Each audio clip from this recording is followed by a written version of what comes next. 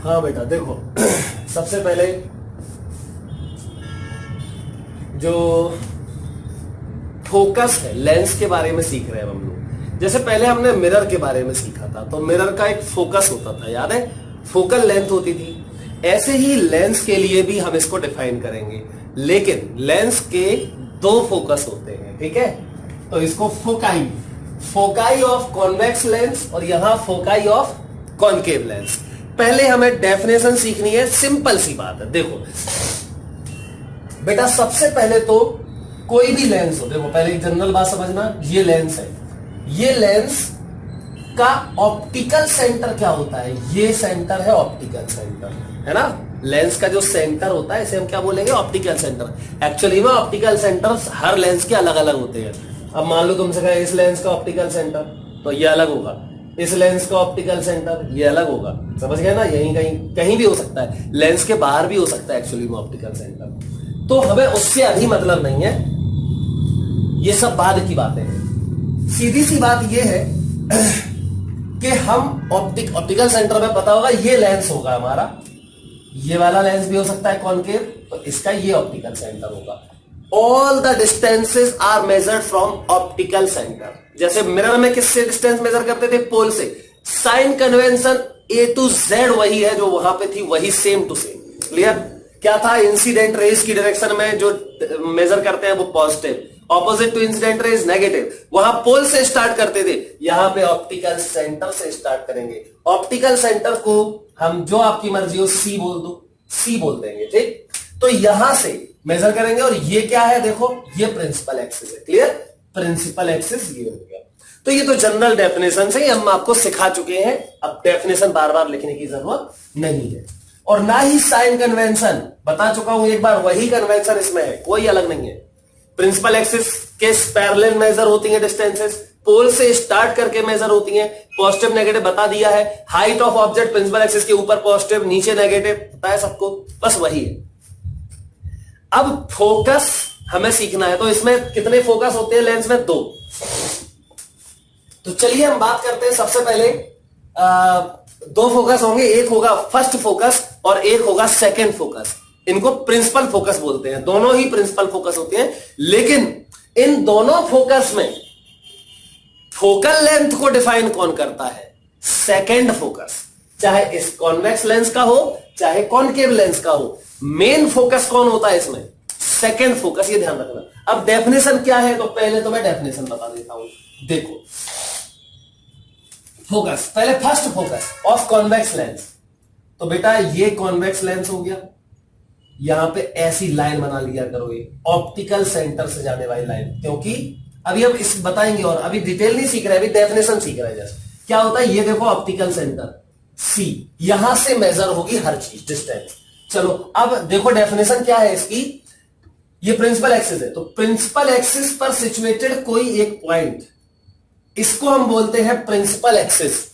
लेकिन क्या विशेषता है कि अगर यहां से रेज आ रही हैं, देखो यहां से ये रेज आई, ये रेज आई, तमाम रेज आ सकती हैं, इंसिडेंट रेज। अब देखो ये जा कहां रही थी एक्चुअली में? एक्चुअली में तो ये सीधी ऐसे जाएंगी, ऐसे, लेकिन ये क्या करता है? कन्वर्ज कर देता है ना। तो कन्वर्ज करके इसने कर दिया पैरेलल। तो अगर इस प्रिंसिपल एक्सिस पर सिचुएटेड इस पॉइंट से आने वाली रेज लेंस से रिफ्रैक्शन के बाद प्रिंसिपल एक्सिस के पैरेलल हो जाए, तो इस पॉइंट को बोलते हैं फर्स्ट फोकस। क्या बोलते हैं? First focus. और ऑप्टिकल सेंटर से फर्स्ट फोकस तक की डिस्टेंस, इसको बोलते हैं first focal length of the lens. ठीक है, तो ये है फर्स्ट फोकस और ये फर्स्ट फोकल लेंथ। कितना सिंपल है। तो देखो डेफिनेशन में लिख दिया, the point on the principal axis from which the incident rays become parallel to principal axis after refraction. Clear? अब देखो सेकेंड फोकस। क्लियर? अच्छा चलो इसका फर्स्ट फोकस बता दिया, अब मैं कॉनकेव का भी फर्स्ट फोकस बता दूं। कॉनकेव क्या करता है? दूर दूर कर देता है रेज को। तो चलो अच्छा देखते हैं। ये कॉनकेव, ठीक, ये प्रिंसिपल एक्सिस, ये देखो पोल क्या है? सी। अब बेटा समझो ध्यान से, क्या होगा एक्चुअली में, देखो यहां पे मैंने ये लाइन क्यों खींची है, ये लाइन मैंने इसलिए खींची है ताकि देखो होगा क्या, रिफ्रैक्शन दो जगह होगा, एक तो इस सरफेस पे होगा और एक इस सरफेस पे होगा। क्यों? क्योंकि जब रे यहां से आएगी एयर से और गिलास में एंटर करेगी तो यहां रिफ्रैक्शन होगा, फिर गिलास से यहां से निकलेगी इस सरफेस से तो फिर रिफ्रैक्शन होगा। तो हमें दोनों से रिफ्रैक्शन शो नहीं करना है, हमने एक बीच में लाइन बना ली, हम वहां तक रे को सीधा भेजेंगे और फिर रिफ्रैक्शन को रिप्रेजेंट करेंगे। क्लियर? ऐसा क्यों, अभी पूरा डिटेल सीखेंगे। अच्छा, तो पहले इसकी डेफिनेशन तो हो गई है, मतलब फोकल लेंथ, फर्स्ट फोकस क्या होता है इसका, क्लियर होगा।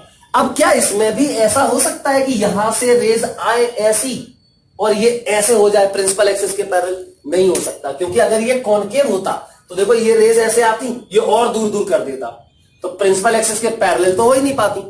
तो फिर हम क्या करें, तो फिर हमें एक्चुअली में रेज को हमें पैरेलल करना है इसके थ्रू। तो देखो इसको तुम्हें ऐसे करना पड़ेगा, ऑलरेडी एक पॉइंट की तरफ भेजो, ऐसे देखो ये रेज आ रही, कन्वर्जिंग रेज आ रही है। अब ये क्या करेगा, इनको डाइवर्ज कर देगा, तो ये डाइवर्ज करके इतना डाइवर्ज कर दे कि ये आफ्टर रिफ्रैक्शन प्रिंसिपल एक्सिस जो है इसके क्या हो जाए, पैरेलल हो जाए। देखो यहां से रेज आई और ये लेंस, ये कॉनकेव लेंस है, ऐसे तो करेगा नहीं है, ये ऐसे इस पॉइंट की तरफ जा रही है ये रेज, देखो इस पॉइंट की तरफ जा रही है रेज, और आफ्टर रिफ्रैक्शन इसने दूर दूर कर दिया। देखो ये कन्वर्ज थी, डाइवर्ज कर दिया इसने, डाइवर्ज लेकिन कर दिया इतना कि ये पैरेलल हो गई प्रिंसिपल एक्सिस के। तो इस पॉइंट को बोलते हैं फर्स्ट फोकस। क्लियर? तो यहां से ऑप्टिकल सेंटर से यहां तक की लेंथ ये है इसकी फर्स्ट फोकल लेंथ। यार बड़ा सिंपल लग रहा है ये तो हमें, है ना? शायद आपको भी सिंपल ही लग रहा होगा। चलो, तो इसकी डेफिनेशन क्या है फर्स्ट फोकस की? देखो ये लिखी, the point on the principal axis, incident rays going towards it, incident rays going towards it become parallel to principal axis after refraction. हो गई parallel to principal axis refraction के बाद। चलो अब बात करते हैं सेकंड फोकस की। तो इसका सेकंड फोकस क्या होता है, देखिए इसमें आप दोनों पहले फर्स्ट फोकस में विशेषता देखो, रिफ्रैक्शन के बाद पैरेलल हो गई। देखो ये रेस पैरेलल हो गई रिफ्रैक्शन के बाद, यहां देखो पैरेलल हो गई। अब इसमें फर्स्ट फोकस में क्या होता है, फर्स्ट फोकस में तो रिफ्रैक्शन के बाद पैरेलल होती है, सेकंड फोकस में क्या होता है, बिल्कुल सिंपल है, पैरेलल भेजो। इसमें तुमने एक पॉइंट से भेजी, इसमें एक पॉइंट की तरफ भेजी, और दोनों केस में देखो रिफ्रैक्शन के बाद पैरेलल हो गई। अब इसमें दोनों केस में क्या होगा, दोनों का जो सेकंड फोकस होता है,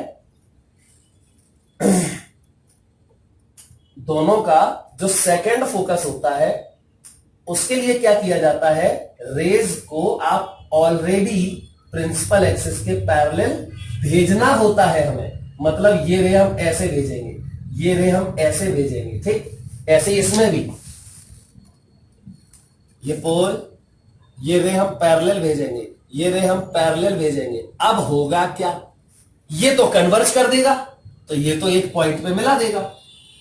इस पॉइंट को हम बोलेंगे सेकंड फोकस F2, और यहां से ये distance second focal length F2। लेकिन इसमें यहां पे नहीं मिलेंगी, तो ये तो और दूर दूर करता है, ये वाला लेंस तो दूर दूर कर देता है, तो दूर करके चलो इसने ये कर दी, इसको पीछे बढ़ाओ, यहां मिल गई। ऐसे ये वाली रे भी देखो ऐसे दूर हो जाएगी, लेकिन पीछे बढ़ाने पे यहां मिली, इसको बोलते हैं सेकंड फोकस, और ये है सेकंड फोकल लेंथ। क्लियर? अब ध्यान दो, तो देखो definition, the point on the principal axis from which, the point on the principal axis from which the incident rays seems to be coming out। देखो ये आफ्टर रिफ्रैक्शन, आफ्टर रिफ्रैक्शन ये हो गई, तो ये क्या लग रहा है तुम्हें, ये लग रहा है कि यहां से आ रही है, ये रेज यहां से आ रही है, ऐसा लग रहा है, ठीक? अच्छा, तो इसको सेकंड फोकस बोलते हैं। इसमें देखो incident rays parallel to principal axis, ये है मीट एट फर्स्ट फोकस, जिस पॉइंट पे मिल जाती है उसे सॉरी सेकेंड फोकस। ठीक है, आई थिंक समझ गए होंगे सब लोग, बड़ा सिंपल सी बात है, ठीक? तो ये सेकंड फोकस है। अब मैंने बोला इसमें प्राइम कौन होता है, मेन कौन होता है, जो फोकल लेंथ को डिफाइन करता है, हमेशा उसी के अकॉर्डिंग टू वैल्यू आती है, पॉजिटिव या नेगेटिव। तो सेकंड फोकस, तो देखो इसका सेकंड फोकस इस तरफ है, तो ये पॉजिटिव होगा। क्या होगा? ये पॉजिटिव। क्लियर? तो इस ध्यान रखना, और ये नेगेटिव है, लेकिन ये फोकल लेंथ डिफाइन नहीं करता, फोकल लेंथ डिफाइन करता है सेकंड फोकस। क्यों? क्योंकि अभी हम सारे फॉर्मूले डिराइव करेंगे फोकल लेंथ के लिए, और उसमें कोई भी वैल्यू डाल के तुम देख लेना, फोकल लेंथ हमेशा पॉजिटिव आएगी। इसलिए सेकंड फोकस क्या करता है? फोकल लेंथ को डिफाइन करता है। ये आपको याद रखना है, ठीक? कुछ नहीं करना, तुम्हें वैल्यू डाल के नहीं देखनी है, वो होगा, ऐसा होता ही है, ठीक? तो कॉन्वेक्स लेंस की फोकल लेंथ पॉजिटिव होती है। याद करो, मिरर में कॉन्वेक्स मिरर की फोकल लेंथ पॉजिटिव थी, यहां कॉन्वेक्स लेंस की फोकल लेंथ भी पॉजिटिव होती है। तो इसकी कॉन्वेक्स लेंस क्या लिखोगे यहां? फोकल लेंथ पॉजिटिव होती है, फोकल लेंथ पॉजिटिव होती है, ठीक? बहुत इंपॉर्टेंट है। अच्छा, इसकी फोकल है, इसका सेकंड फोकस देखो इस तरफ है, तो यहां से ऐसे मेजर करोगे, सी ऐसे मेजर करोगे तो आप इंसिडेंट रेस के ऑपोजिट जा रहे हो, इसलिए नेगेटिव। यहां देखो, इंसिडेंट रेस के डायरेक्शन में जाओगे, इसलिए पॉजिटिव। तो इसकी फोकल लेंथ नेगेटिव होती है, ये सबको याद रखना है। इतनी बात तो क्लियर होगी। अब हम आगे बढ़ेंगे। देखो बेटा, अब हम लोग एक फॉर्मूला पढ़ने जा रहे हैं जिसे हम बोलते हैं लेंस मेकर्स फॉर्मूला, ठीक? अब लेंस मेकर्स फॉर्मूला पढ़ने से पहले मैं आपको एक बात बता दूं। देखो, ये एक लेंस है, चलो मान लेते हैं कॉन्वेक्स लेंस है। अच्छा, अगली सबसे इंपॉर्टेंट बात क्या है कि ये लेंस जो है आपको थिक दिख रहा होगा। देखो, ये थिक दिख रहा है, लेकिन हमारे सिलेबस में थिक लेंस नहीं है, हमें थिन लेंस के बारे में पढ़ना है। मतलब थिन लेंस के बारे में पढ़ना है, मतलब इस सरफेस और इस सरफेस का जो मिड पॉइंट है, ये बिल्कुल क्लोज होंगे एक दूसरे के। क्या होंगे? क्लोज होंगे। समझ गए? ये बिल्कुल क्लोज होंगे, मतलब इस टाइप का ही लेंस हमें पढ़ना है। लेकिन अगर हम कहीं ऐसा बना दें तो आप ये मत सोचना कि ये थिक लेंस है, हमें थिन लेंस ही पढ़ना है। क्लियर? अच्छा, अब देखो ध्यान से, ये एक लेंस है। बेसिक बात जो आप पहले भी सीख चुके हैं, ठीक? ये एक लेंस है, ये इसका पोल होगा। अब लेंस का पोल नहीं बोलते उसको, क्या बोलते हैं? Optical centre. तो ये है लेंस का ऑप्टिकल सेंटर। मैं इसको P लिखूंगा। क्या लिखूंगा? P या C, जो भी लिखना है, हम तो अभी P लिख दे रहे हैं, ठीक?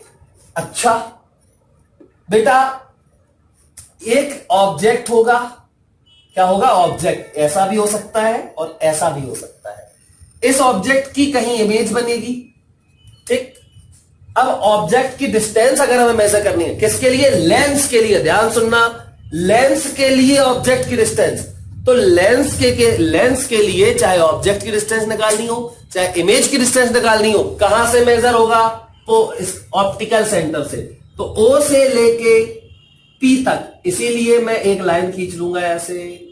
तो O से लेके P तक ये क्या है? ऑब्जेक्ट की डिस्टेंस क्या होती है? U। अब ऑब्जेक्ट यहां है तो इंसिडेंट रेज ऐसे जाएंगी, तो ये डिस्टेंस यहां से मेजर करोगे स्टार्टिंग फ्रॉम ऑप्टिकल सेंटर, ऐसे जाएंगे तो नेगेटिव होगा। इमेज की डिस्टेंस होगी पोल से लेके यहां तक, ये आई है इमेज, यहां से लेके यहां तक, ये है इमेज की डिस्टेंस। क्लियर? ऑप्टिकल सेंटर से मेजर होगा क्या? सब कुछ लेंस के लिए। लेंस की फोकल लेंथ मैंने अभी बताया, यहां से मेजर होगी, ठीक? अच्छा, तो इसका लिए ये तो हो गया U, ये क्या होगा फिर? V। लेंस की बात कर रहा हूं, तो 1/f बराबर 1/v माइनस 1/u। याद करो, मिरर के लिए यहां प्लस होता था, लेंस के लिए यहां नेगेटिव होता है, माइनस होता है। क्लियर? बाकी सब कुछ वैसे यूज करना है हमें। अब थोड़ा सा और ध्यान दो, ये फॉर्मूला आया कहां से? इसको बोलते हैं लेंस फॉर्मूला। ये फॉर्मूला कहां से आया, ये हम डेराइव करके दिखाएंगे आपको, लेकिन अभी हम बेसिक बात है, हम लोग जानते हैं, इसलिए हम इसको आगे कर सकते हैं। तो ये हमें ध्यान रखना है बस। क्लियर? अब ये ऑब्जेक्ट था, ये इमेज बनी, लेंस ने बनाई। लेकिन पूरा डिटेल ये बनी कैसे ये हम अब सीखेंगे। तो चलो इसके लिए हम लोग सीखते हैं क्या, लेंस मेकर्स फॉर्मूला। ठीक, तो देखो लेंस मेकर्स फॉर्मूला क्या है, इसमें पूरी डिटेल आएगी कि कैसे एक्चुअली में इमेज बनती है। तो देखते हैं, मैंने मान लिया, क्या मान लिया हमने, मैंने माना ये एक थिन लेंस है। अब मैंने थोड़ा स्टिक बनाया है लेकिन वो थिन है, तो मैं याद रखना। ये प्रिंसिपल एक्सिस हो गया बेटा, ये है P1 मतलब फर्स्ट सरफेस का पोल। अब याद करो, क्या मैं सिंगल सरफेस से रिफ्रैक्शन फॉर्मूला पढ़ा चुका हूं? हां, क्या था, μ2 upon v minus μ1 upon u बराबर μ2 माइनस μ1 अपॉन r। सही है। अब अगर मैं इस सरफेस की बात करूं तो इसका, अगर मैं, ये पोल है, ये देखो यहां मटेरियल है, यहां ऑब्जेक्ट होगा, ऑब्जेक्ट से रे आएगी, तो पहले इससे इमेज बनेगी। फर्स्ट सरफेस पहले उसकी इमेज बनाएगा, फिर वो वाली इमेज जो ये फर्स्ट सरफेस बनाएगा सेकेंड सरफेस P2 के लिए ऑब्जेक्ट का काम करेगी, है ना। अच्छा, अब जब भी तुम इससे इमेज बनाओ सिंगल सरफेस से, तो all the distances are measured from pole, याद है ना। जब इससे बनाओगे तो पोल, जब लेंस के लिए कंसीडर करोगे तो ऑप्टिकल सेंटर, सिंपल। अच्छा, यहां मटेरियल का रिफ्रैक्टिव इंडेक्स है μ1 μ2, इसके मटेरियल का रिफ्रैक्टिव इंडेक्स क्या मानना हुआ, μ2। इस तरफ है μ1, इस तरफ भी है μ1। ठीक, तो मैं लेंस मेकर्स फॉर्मूला पढ़ रहा हूं, कौन से केस में, दो केस होते हैं इसमें, जब लेंस के दोनों साइड जो मीडियम है वो सेम है। देखो यहां पे भी μ1 है, यहां पे भी μ1 है, सेम मीडियम है। तो case first, when on both sides of lens media are same, ये हमारा केस फर्स्ट है। अगला केस होगा अलग अलग, तो वो हम बाद में सीखेंगे, अभी पहले इसको देखो। अच्छा, इसमें भी कंसीडर करना पड़ेगा कौन बड़ा है कौन छोटा है रिफ्रैक्टिव इंडेक्स, मतलब ये डेंसर है कि ये डेंसर है। तो हम मान लेते हैं कि μ2 ग्रेटर देन μ1। ये μ1 μ2 समझ गए क्या है, ये तो रिफ्रैक्टिव इंडेक्स है। अब μ2 ग्रेटर देन μ1 मतलब ये लेंस का मीडियम डेंसर है, कोई बात। अब हम इमेज बनाना सीखते हैं, तो चलो बना लेते हैं इमेज। सबसे पहले ऑब्जेक्ट रख दो, तो ये मैंने ऑब्जेक्ट रख दिया। पॉइंट ऑब्जेक्ट के लिए बनाते हैं हम लोग, ठीक, पॉइंट ऑब्जेक्ट के लिए हमने ये बना दिया। अब चलो रेस भेजो, तो पहला सरफेस इमेज बनाएगा, और जब हम इमेज इससे बना रहे होंगे तो मैंने क्या बोला था, जब हम एक चीज को डील करते हैं तो दूसरे के साथ कोई मतलब नहीं, क्लियर। तो यहां दूसरा सरफेस है ही नहीं, हम ऐसे डील करेंगे। तो चलो इससे एक ऑब्जेक्ट से रे भेजी, ये गई रे ओ, और इस पॉइंट को मैंने मान लिया, इस वाले पॉइंट को ए।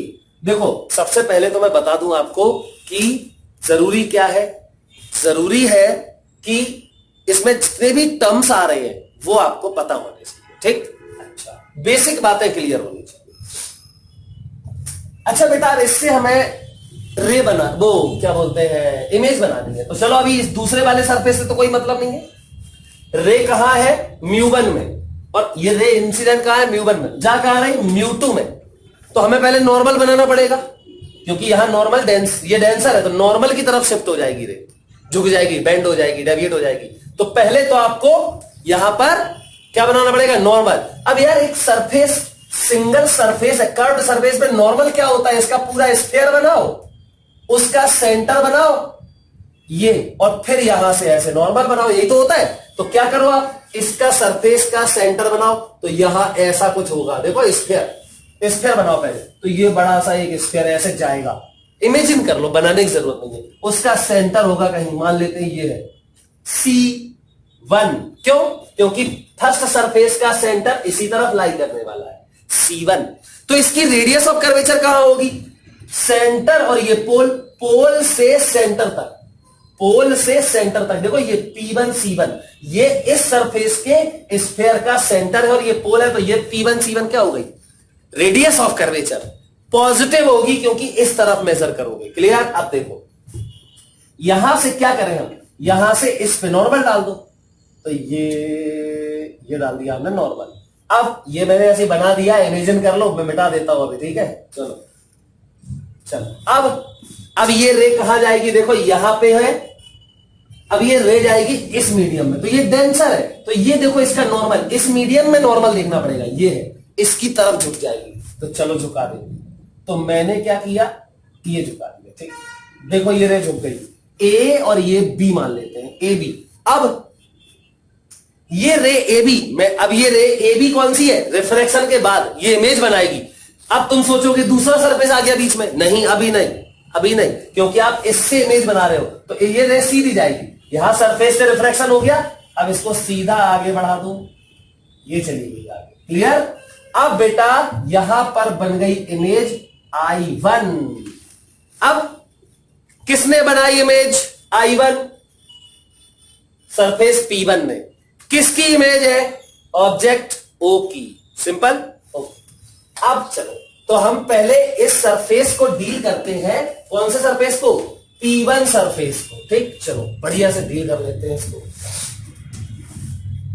तो फॉर सरफेस P1, अच्छा सबसे पहले तो इस सरफेस की रेडियस ऑफ कर्वेचर मैंने क्या बोला, R1। इस सरफेस की रेडियस ऑफ कर्वेचर, उसका स्फीयर इस तरफ बनेगा, देखो ऐसा, तो यहां कहीं C2 भी आएगा, यहां कहीं C2 भी होगा, बनाया नहीं था मैंने, बना दो, ये मिटा दे रहे, ठीक, समझ गए ना। उसका रेडियस ऑफ कर्वेचर R2, वो इस यहां से मेजर होगा,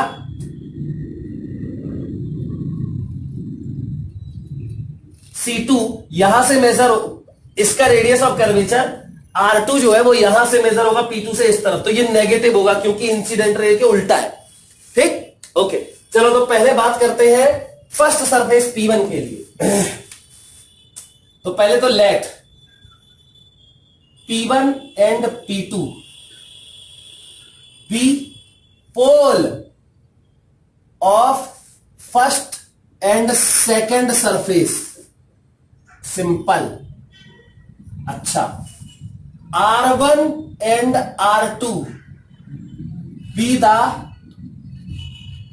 रेडियस ऑफ कर्वेचर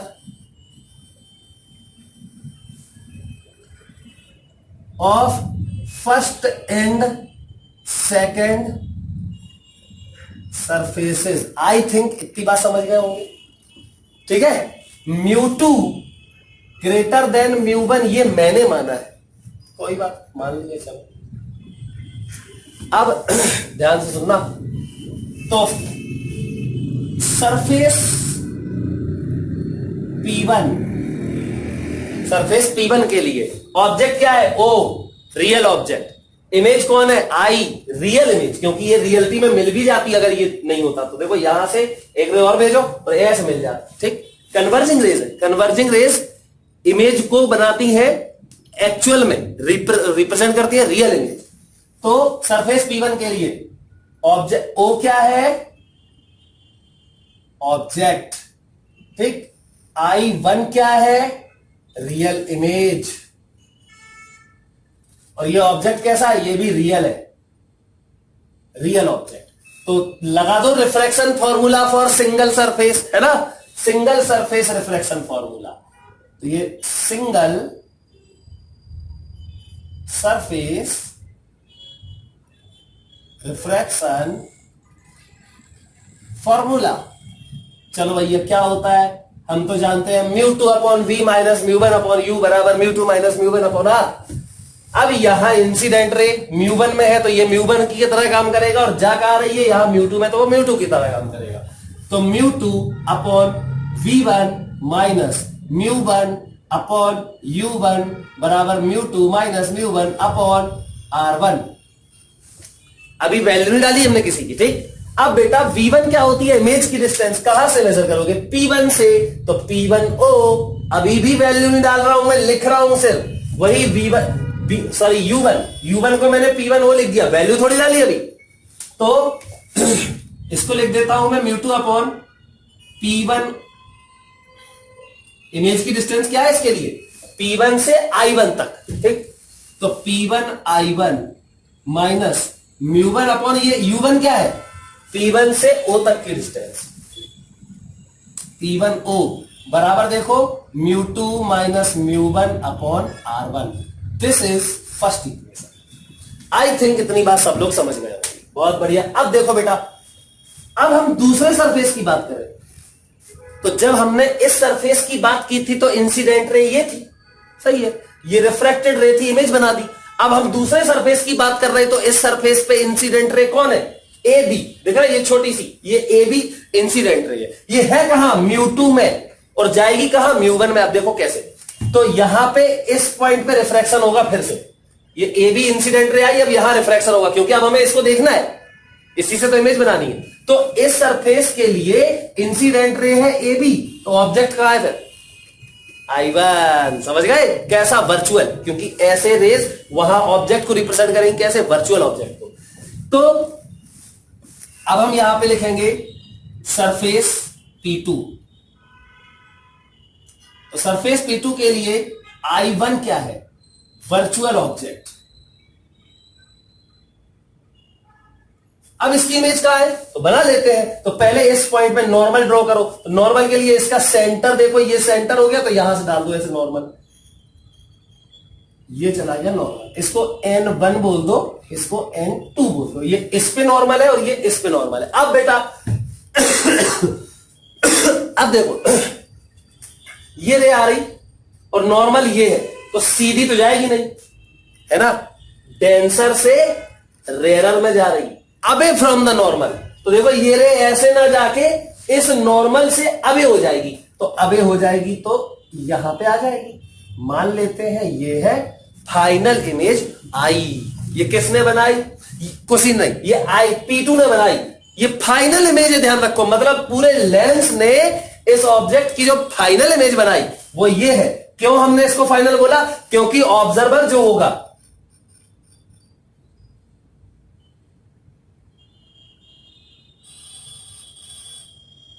उसकी आंख यहां होगी, आंख में ये वाली रे जाएगी ये, तो उसको इमेज यहीं तो दिखाई देगी। समझ में आ रही बात कि नहीं? क्लियर?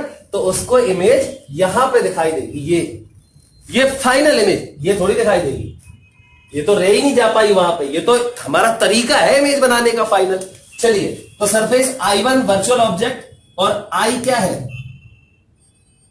Real image. देखो रियल में मिल गई ये रेस, तो रियल इमेज। तो लगा formula, single surface refraction formula. फिर से वही, अब μ2 अपॉन v। तो देखो यहां पे इंसिडेंट रे μ2 में, तो ये तो हो गया μ1 का काम, और जा रही यहां पे, तो ये μ1 है, तो ये μ2 होगा, तो उल्टा करना पड़ेगा। तो μ1 यहां पे मैं ये भी लिख देता हूं, सिंगल सरफेस रिफ्रैक्शन फॉर्मूला, μ2 से μ1 में रह जा रही थी। देखो सॉरी, यहां μ1 से, यहां पर μ1 से μ2 में जा रही, अब यहां μ2 से μ1 में जा रही। यहां पे ये भी लिख देता हूं, क्या?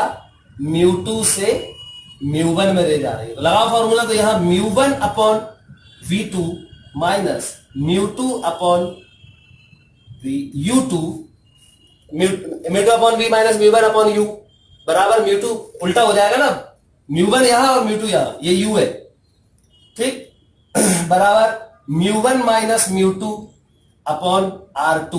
अब बेटा वैल्यू नहीं, अभी इसको रिप्रेजेंटेशन अलग तरीके से करो। तो V2 क्या है? तो V2 U2 सब यहां से मेजर होंगे, तो P2 से I तक ये है V2, P2 से I तक, और P2 से I1 तक ये है U1। तो यहां देखो μ1 अपॉन V2 मतलब P2I इमेज की distance minus μ2 upon U object की डिस्टेंस, तो P2 से मेजर करोगे कहां तक? I1 तक, बराबर μ1 माइनस μ2 अपॉन R2। ये हमारी सेकेंड इक्वेशन हो गई।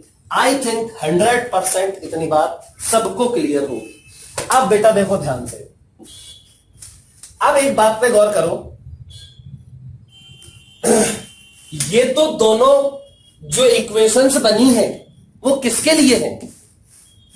इस सरफेस और इस सरफेस, इंडिविजुअल सरफेसेस के लिए है, लेकिन हमें इक्वेशन जो बनानी है लेंस के लिए बनानी है, लेंस मेकर्स फॉर्मूला बनाना है। तो अब हम इन दोनों इक्वेशंस को कन्वर्ट करेंगे लेंस के लिए। तो देखो ध्यान से, अगर अब मैं मान क्या रहा हूं कि लेंस कैसा है, बिल्कुल थिन। तो since lens is very thin, so अब देखो ये लेंस का है मिड पॉइंट कौन सा, इसको क्या बोलते हैं हम, लेंस का ऑप्टिकल सेंटर। सो अब लेंस को थिन बनाओ, तो थिन बनाओगे तो ये P1 और P2 बिल्कुल पास आ जाएंगे, तो क्या खत्म हो जाएंगे, क्या चिपक जाएंगे P1 और P2? नहीं, P1 और P2 काफी पास आ जाएंगे, लेकिन एक ही पॉइंट तो नहीं होंगे ना। अच्छा, लेकिन एक बात और देखो, P2 P के बिल्कुल पास आ जाएगा, P2 जो है वो P के बहुत पास आ जाएगा, और P1 वो भी P के बहुत पास आ जाएगा। तो अब मैं तुमसे अगर एक बात कहूं कि भैया P1 से लेके O तक, कॉमन सेंस, P1 से लेके O तक और P2 से लेके O तक, क्या ये डिस्टेंस सेम है? नहीं है, इसमें तो काफी डिफरेंस हो गया यार। P1O और P2O, इसमें तो इसके इतना डिफरेंस आ गया, ये ज्यादा है। लेकिन अगर मैं तुमसे कहूं, सोचो P1 P के बहुत पास है, अगर मैं तुमसे कहूं PO, देखना P1O और P2O इनमें डिफरेंस है, लेकिन अगर मैं ऑब्जेक्ट की डिस्टेंस P से मेजर कर लूं, ये अलग अलग है दोनों, but P1O is very close to PO। आप ये नहीं लिख सकते कि P1O बराबर PO, लेकिन ये लिख सकते हो P1O बराबर PO, क्योंकि P1 P2 के बहुत पास नहीं पहुंचा, P1 P के बहुत पास पहुंच गया, मतलब ये P1 पहुंच गया यहां और P2 पहुंच गया यहां।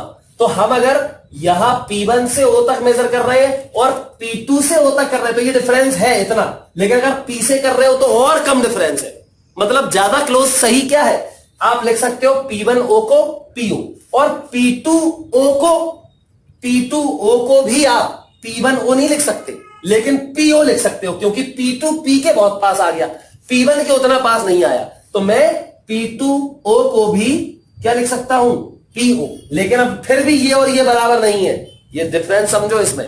तो आई होप ये बात बहुत सिंपल सी बात थी, आप समझ गए होंगे।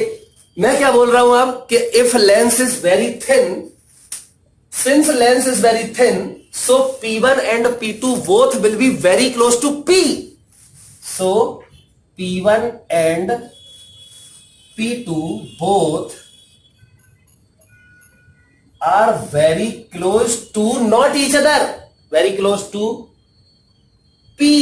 So जितनी भी इक्वेशंस है, देखो फर्स्ट इक्वेशन में P1 की जगह P2 नहीं डाल सकते, लेकिन P1 की जगह P डाल सकते हो, क्योंकि P1 I1 और P I1, P1 I1 और P I1 ये बहुत पास है, बहुत थोड़ा सा डिफरेंस है इसमें। और इसमें देखो P2I की जगह पे आप P1I नहीं लिख सकते, लेकिन PI लिख सकते हो। क्लियर? तो P1 और P2 में जो फर्स्ट और सेकंड इक्वेशंस है, उन दोनों में आप जहां जहां P1 है वहां पे P डाल सकते हो, और जहां जहां P2 है इसमें वहां पे आप P डाल सकते हो। दोनों में ही P डाल सकते हो, लेकिन स्टिल P1 और P2 बराबर नहीं है। P1 और P2 बिल्कुल बहुत क्लोज नहीं है, लेकिन P1 P के बहुत क्लोज है और P2 भी P के बहुत क्लोज है, close to P। So in equation we can take P in place of first और सेकंड में, in place of P1 and P2।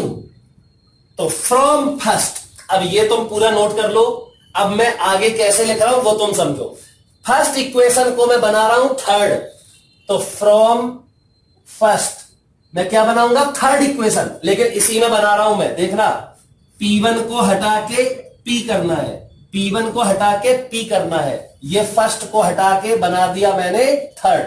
अब फ्रॉम सेकेंड इक्वेशन, ये सेकेंड को बनाऊंगा फोर्थ। कैसे? P2 का 2 हटा दो, मतलब P2 जगह P डाल दो, P2 जगह P डाल दो। क्लियर? तो ये बन गई हमारी इक्वेशन नंबर 4। अब सुनो ध्यान से, अब सुनो ध्यान से, इन दोनों इक्वेशंस को जोड़ दो, तो थर्ड प्लस फोर्थ, जोड़ो दोनों को, इसको और इसको जोड़ दो। अगर जोड़ोगे इसको तो देखो बेटा, μ2 अपॉन पी आई वन, नहीं μ1 अपॉन पी आई, नहीं μ2 अपॉन पी आई वन, और ये μ2 अपॉन पी आई वन। देखो ये माइनस ये प्लस कैंसिल, मतलब ये और ये खत्म। क्या बचेगा? ये μ1 upon P I, μ1 upon P I minus μ1 upon P O. देखो ये बचा μ1 अपॉन पी आई और इसमें बचा माइनस का μ1 अपॉन पी ओ बराबर ये बचा μ1 माइनस μ2 अपॉन r2 और ये μ2 माइनस μ1 अपॉन r1। तो मैं इसको लिख रहा हूं μ2 minus μ1 upon r1 plus μ1 minus μ2 upon r2। देखो ये वाला लिख दिया। क्लियर? आई होप 100% क्लियर होगा इतना। बेटा इसमें से μ1 कॉमन ले लो तो ये बचेगा 1 upon P I minus 1 upon P O. अब थोड़ा सा ध्यान दो, ये μ2 माइनस μ1 है, इसमें μ1 माइनस μ2 है ना। तो पहले तो यहां से माइनस करो तो यहां कॉमन माइनस आ जाएगा और ये बन जाएगा और ये बराबर हो जाएंगे। तो μ2 माइनस μ1 कॉमन ले लिया, क्या बचेगा? इसका तो 1 अपॉन r1 बचेगा, लेकिन यहां माइनस आ जाएगा तो माइनस 1 अपॉन r2। क्लियर? अब इस μ1 से यहां डिवाइड कर दो। तो अब मैं ये सब पूरा मिटा रहा हूं, ये सब हो चुका है जो मुझे बताना था। आई सब क्लियर होगा, आई थिंक सो। आप एक बार और देख ले, मिटा रहा हूं मैं ये सब, तो ये मिटा रहा हूं मैं इतना। अब थोड़ा सा ध्यान दो,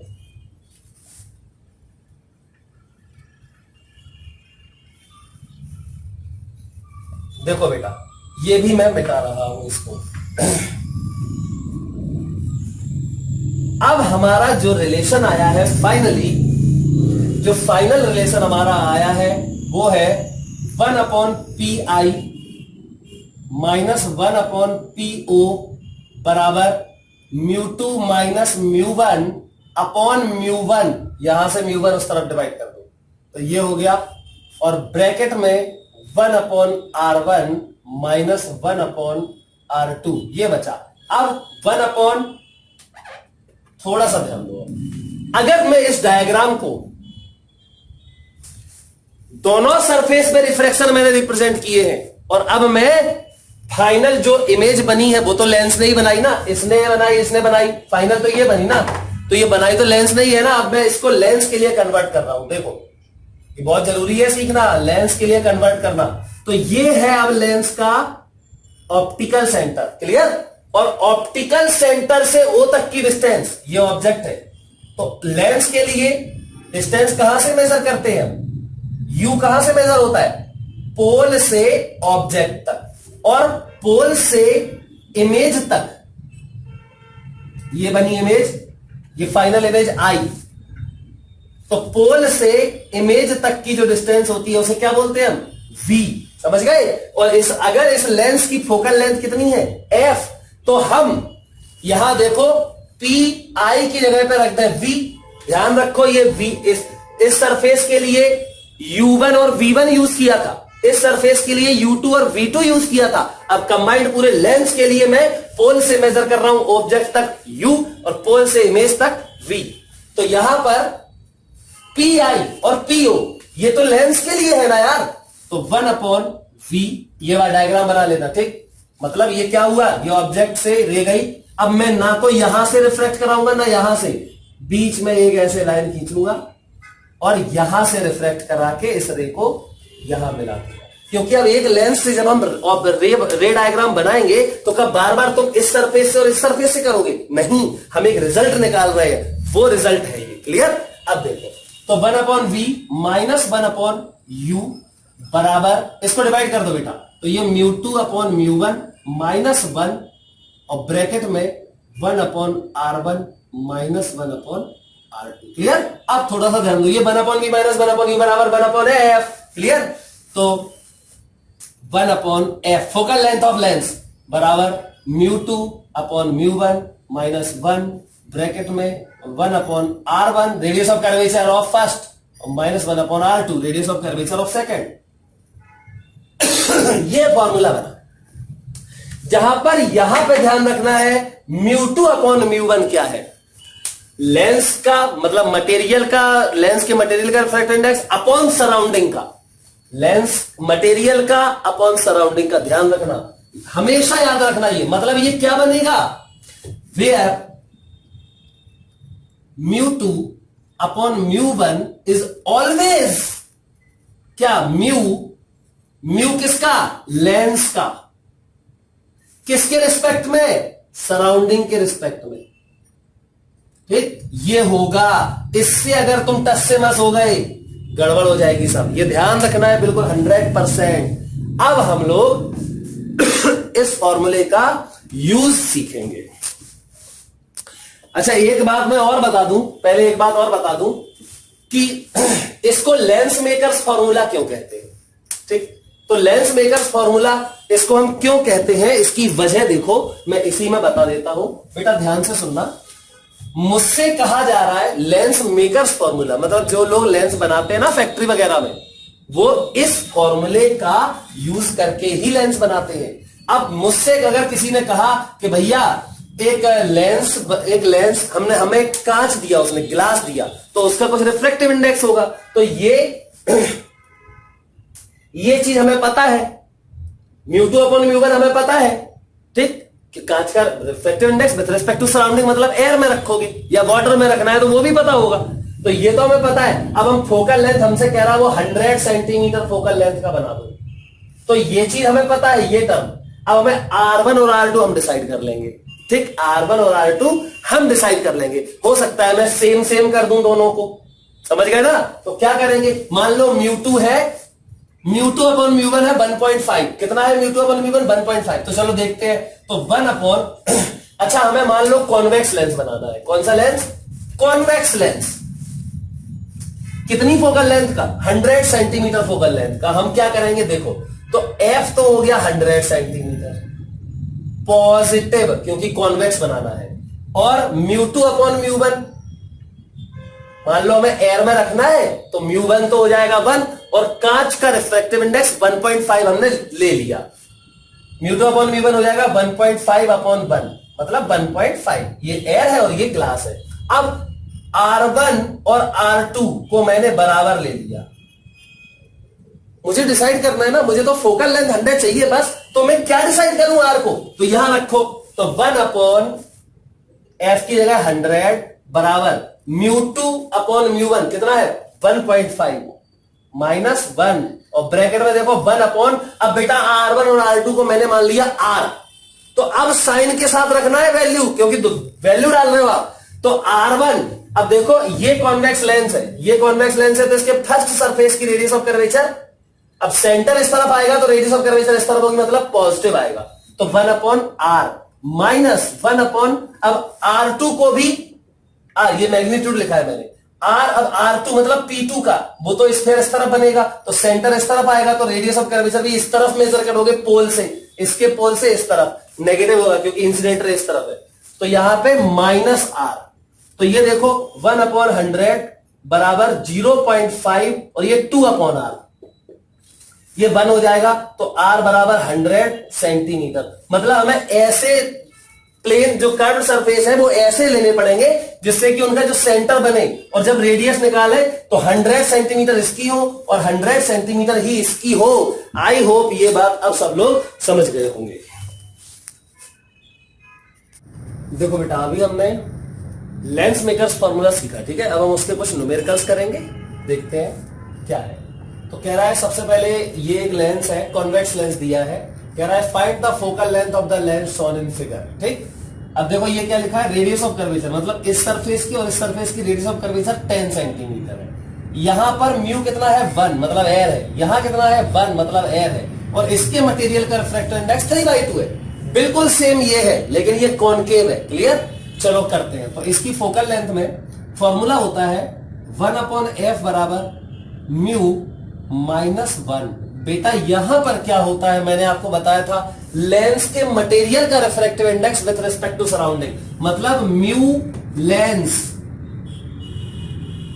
अपॉन म्यू सराउंडिंग, यही होता है, हमेशा यही होगा, और ब्रैकेट में 1 upon R1 minus 1 upon R2, ठीक। तो 1 अपॉन एफ बराबर, अब बताओ म्यू लेंस देखो कितना है 3/2 मतलब 1.5 अपॉन म्यू सराउंडिंग कितना है 1 माइनस 1 अपॉन R1। अब देखो इस सरफेस का स्फीयर इस तरफ बनेगा तो सेंटर इस तरफ होगा, तो फिर R1 भी इस तरफ आएगी तो पॉजिटिव, तो R1 दोनों 10 है तो ये तो प्लस 10 हो जाएगा, माइनस 1 अपॉन R2। देखो दूसरे वाले सरफेस का स्फीयर इस तरफ बनेगा तो यहां से ऐसा सेंटर आएगा इसका C2 है ना, तो यहां नेगेटिव आएगा ये, तो -10।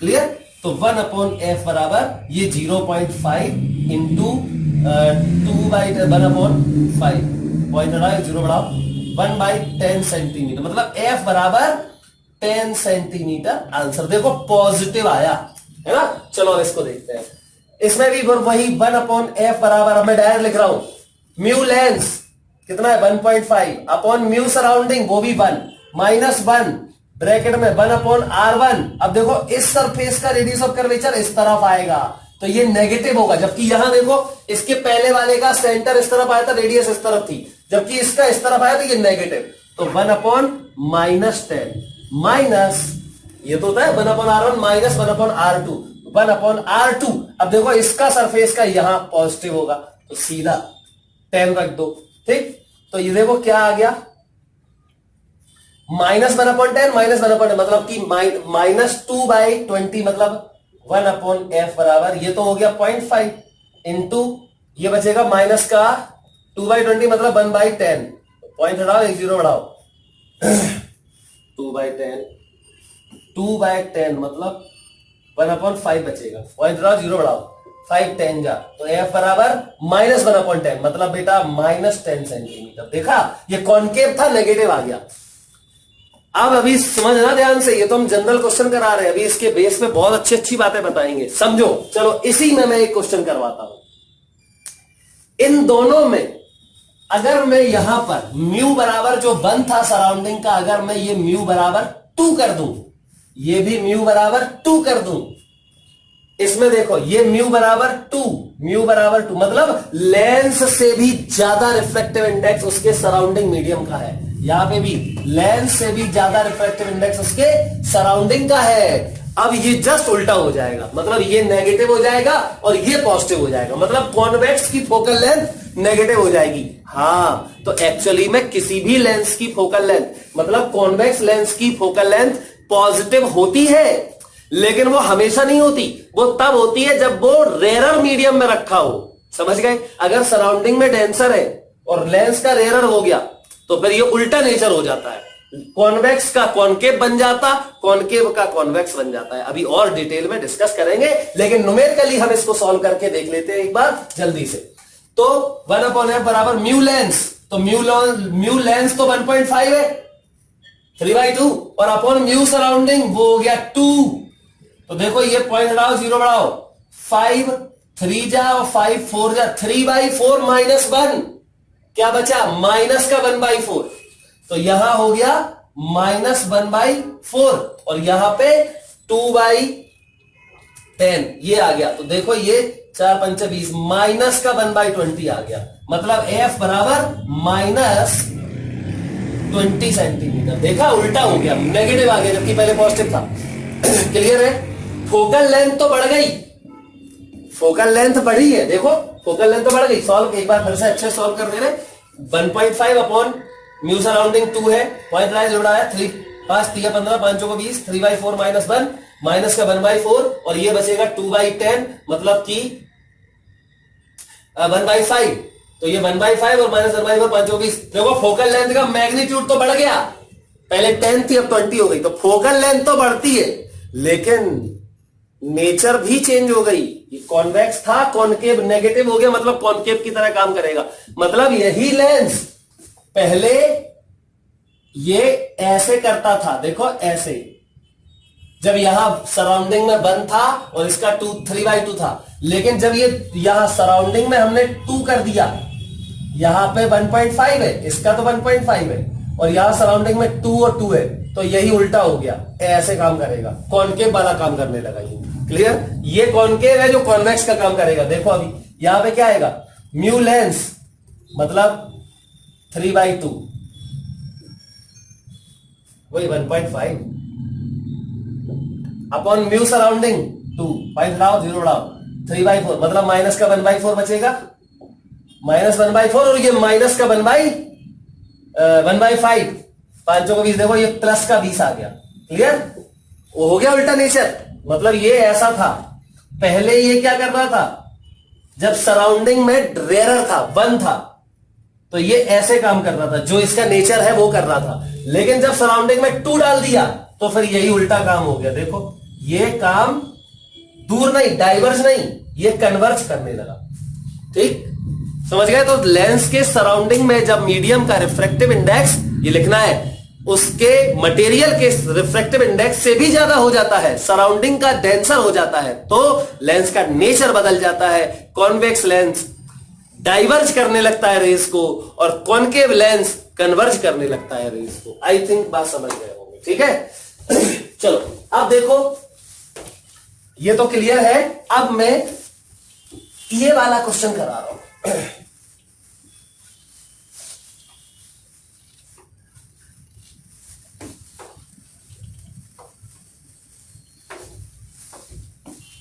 अच्छा बेटा, एक बात और बता दें, एक और लिख लेना। 1/f बराबर क्या था, mu lens upon mu surrounding,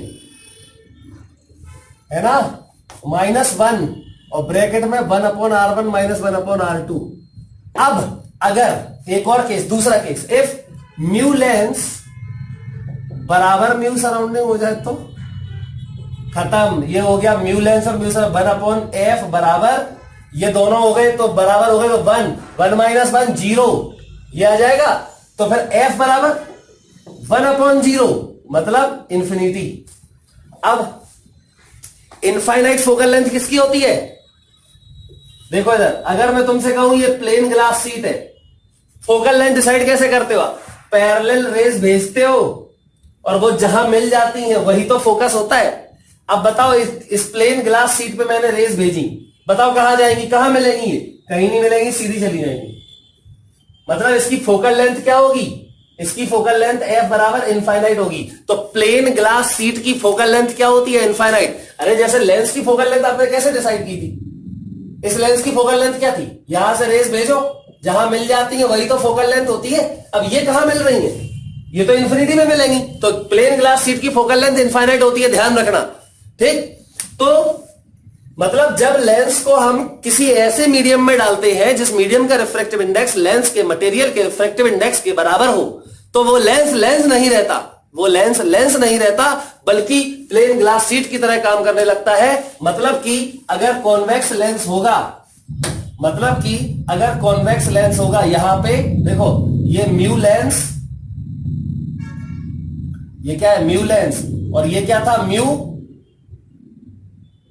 surrounding. अगर ये दोनों बराबर हो जाए तो ये लेंस जो था वो ऐसे काम करेगा, इसकी फोकल लेंथ इनफाइनाइट हो जाएगी। ऐसे ही कॉनकेव लेंस भी काम करेगा। क्या काम करेगा? कुछ नहीं करेगा, सीधी बेंडिंग ही नहीं करेगा। जैसे ग्लास शीट से बेंडिंग नहीं होती कभी, इंसिडेंट रे और इमरजेंट रे पैरेलल होती है। ठीक, चलो भाई, तो इतनी बात तो आई थिंक समझ गए होंगे सभी लोग। अब देखो एक और क्वेश्चन आपके सामने है। तो हमने सीखा क्या अभी? प्लेन ग्लास शीट की फोकल लेंथ कितनी होती? इनफाइनाइट होती है। जब लेंस के मटेरियल का रिफ्रैक्टिव इंडेक्स उसके सराउंडिंग मीडियम के रिफ्रैक्टिव इंडेक्स के बराबर हो जाता है तो वो लेंस नहीं रहता, बल्कि एक प्लेन ग्लास शीट की तरह काम करता है और रेज सीधी की सीधी निकल जाती हैं। कोई दिक्कत? अब देखो ये क्वेश्चन है, कह रहा है focal length of a thin lens in air is 50 centimetre. बहुत बढ़िया। तो इन एयर, ठीक, लगा फॉर्मूला। तो इन एयर 50 सेंटीमीटर है, 50 सेंटीमीटर है, तो 1/f a, एयर को क्या लिखोगे? f a, फोकल लेंथ, बराबर म्यू। अब यहां म्यू क्या होता है ये पता होना चाहिए आपको। तो mu lens upon mu surrounding -1, 1/r1 -1/r2। ना तो लेंस का पता है ना r1 r2 पता है। देखो लिखे ही नहीं है कहीं r1 r2, तो मैंने r1 r2 ही लिख दिया। तो 1/fa, fa कितना है? 50, ये तो दिया है ना। बराबर म्यू लेंस। अच्छा, इसमें ये दिया है आपको म्यू लेंस बराबर 2, ये दिया था म्यू लेंस बराबर 2 दिया है, ठीक, गिवन है। अच्छा, तो म्यू लेंस की जगह पे कितना डाल रहे हो 2 अपॉन म्यू सराउंडिंग 1। क्यों? एयर है ना यार, एयर में है तो म्यू सराउंडिंग 1 ही तो हुआ। तो mu lens 2 upon mu surrounding 1 minus 1 और ब्रैकेट में यही 1 upon R1 minus 1 upon R2। This is equation number 1। अब आ जाओ, ये तो बात हो गई एयर की। अब हम बात करेंगे लिक्विड की। तो देखो, अब now the lens is emerged in a liquid of refractive index 3/2। मतलब अब वही लेंस, मुझे नहीं पता कौन सा है, वही लेंस एक लिक्विड में डाल दिया हमने। देखो ये लिक्विड में है, तो म्यू लेंस थोड़ी बदल जाएगा। म्यू लेंस तो 2 ही है और म्यू सराउंडिंग बदल गया। कितना हो गया? Mu surrounding 3/2। जबकि पहले क्या था? पहले था एयर, मतलब 1 था। तो चलो लगा लेते हैं। तो इसमें फोकल लेंथ बताओ प्यारा कितनी होगी? तो 1 अपॉन इन लिक्विड तो 1 अपॉन FL बराबर म्यू माइनस 1।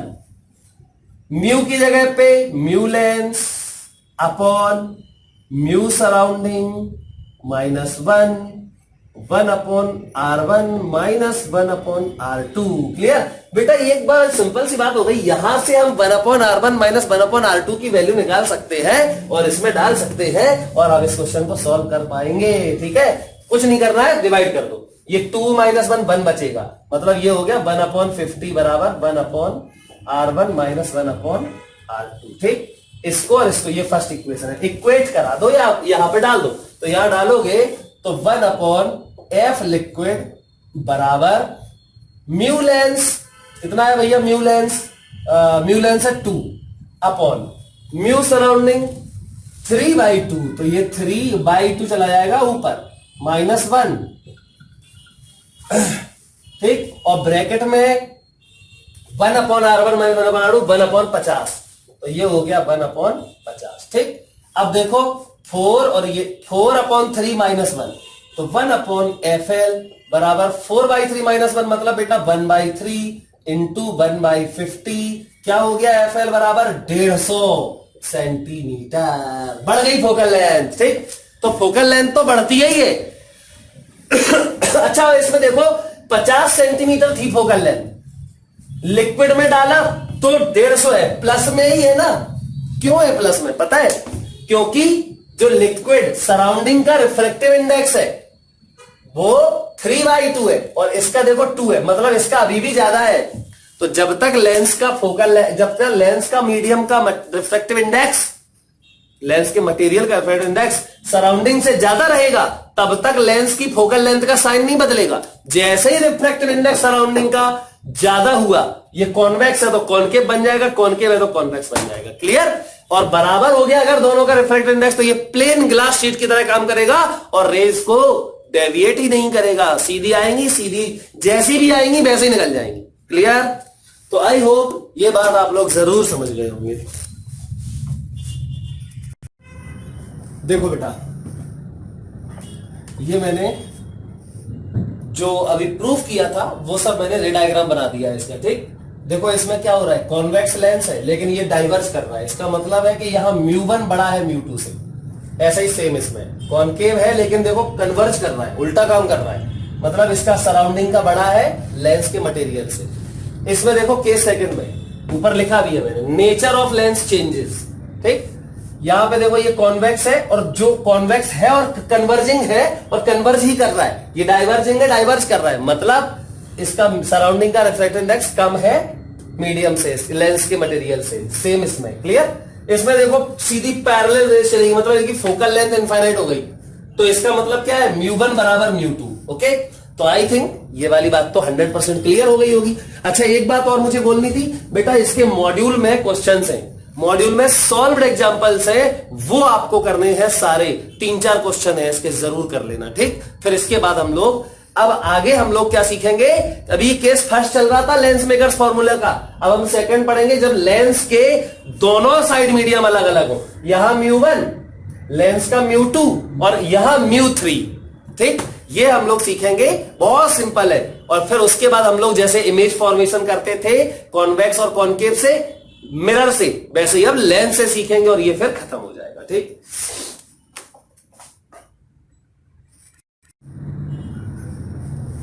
देखो बेटा, हम लोगों ने अभी क्या पढ़ लिया है कि लेंस के दोनों साइड मीडियम सेम है, तब क्या फॉर्मूला होता है ना, mu two upon we minus mu one upon you बराबर mu two minus mu one upon r. इस फॉर्मूले का यूज करके हमने लेंस मेकर्स फॉर्मूला निकाला था, और फॉर्मूला था 1 upon F equal mu two minus mu one upon, sorry, mu lens upon mu medium, mu lens upon mu surrounding minus 1, और फिर ब्रैकेट में 1 upon R1 minus 1 upon R2। Clear. अब बेटा ये लेंस के दोनों साइड मीडियम सेम था तब के लिए था, लेकिन अभी देखो हमें इस लेंस के दोनों साइड मीडियम अलग अलग करने हैं। तो चलो, मैंने लेंस का मटेरियल का रिफ्रैक्टिव इंडेक्स μ2 मान लिया, लेफ्ट साइड में जो मीडियम है उसका मटेरियल μ1 है, राइट साइड में जो मीडियम है उसका रिफ्रैक्टिव इंडेक्स μ3 है, और मैंने माना, कुछ तो मानना ही पड़ेगा, तो मैंने मान लिया कि ये मीडियम डेंसर है इससे भी और इससे भी, मतलब μ2 greater than μ1, also μ2 greater than μ3। Clear. अब हम देखते हैं ये ऑब्जेक्ट है और इसके लिए कैसे हम लोग फॉर्मूला बनाएंगे। तो चलो देखो ध्यान से, सबसे पहले तो ऑब्जेक्ट लिया हमने, अब इससे दो सरफेस है P1 और P2, और ये P क्या है, लेंस का ऑप्टिकल सेंटर। क्लियर। तो यहां से इमेज बनाते हैं पहले किससे, P1 से। तो चलो ऑब्जेक्ट रे भेज दो, ये रे भेज दी हमने, अब ये रे कहां जाएगी, अब मैं नॉर्मल नहीं बना रहा हूं, देखो यहां पे इस सरफेस का पहले नॉर्मल बनाओ, फिर सॉरी सेंटर बनाओ, फिर नॉर्मल डालो, फिर टुवर्ड्स द नॉर्मल बेंड कराओ, वो सब नहीं कर रहे हैं, वो तो पहले भी कर चुके हैं, वही डायग्राम है सेम टू सेम, जो पहले डायग्राम बनाया था सेम टू सेम वही डायग्राम है, कोई डिफरेंस नहीं है इसमें। ठीक, तो यहां से मैं डायरेक्ट P1 से क्या करता हूं, इसको बेंड कर देता हूं, देखो ये बेंड हो गई, और यहां पर ये इमेज बन गई I1। अब ये पॉइंट है A और ये वाला पॉइंट है B, तो हमने P1 सरफेस से इमेज बनाई, क्या बनी, I1। कैसी है, रियल, और O क्या है, रियल ऑब्जेक्ट P1 के लिए। तो देखो फॉर सरफेस P1 O क्या है, रियल ऑब्जेक्ट, I1 क्या है, रियल इमेज।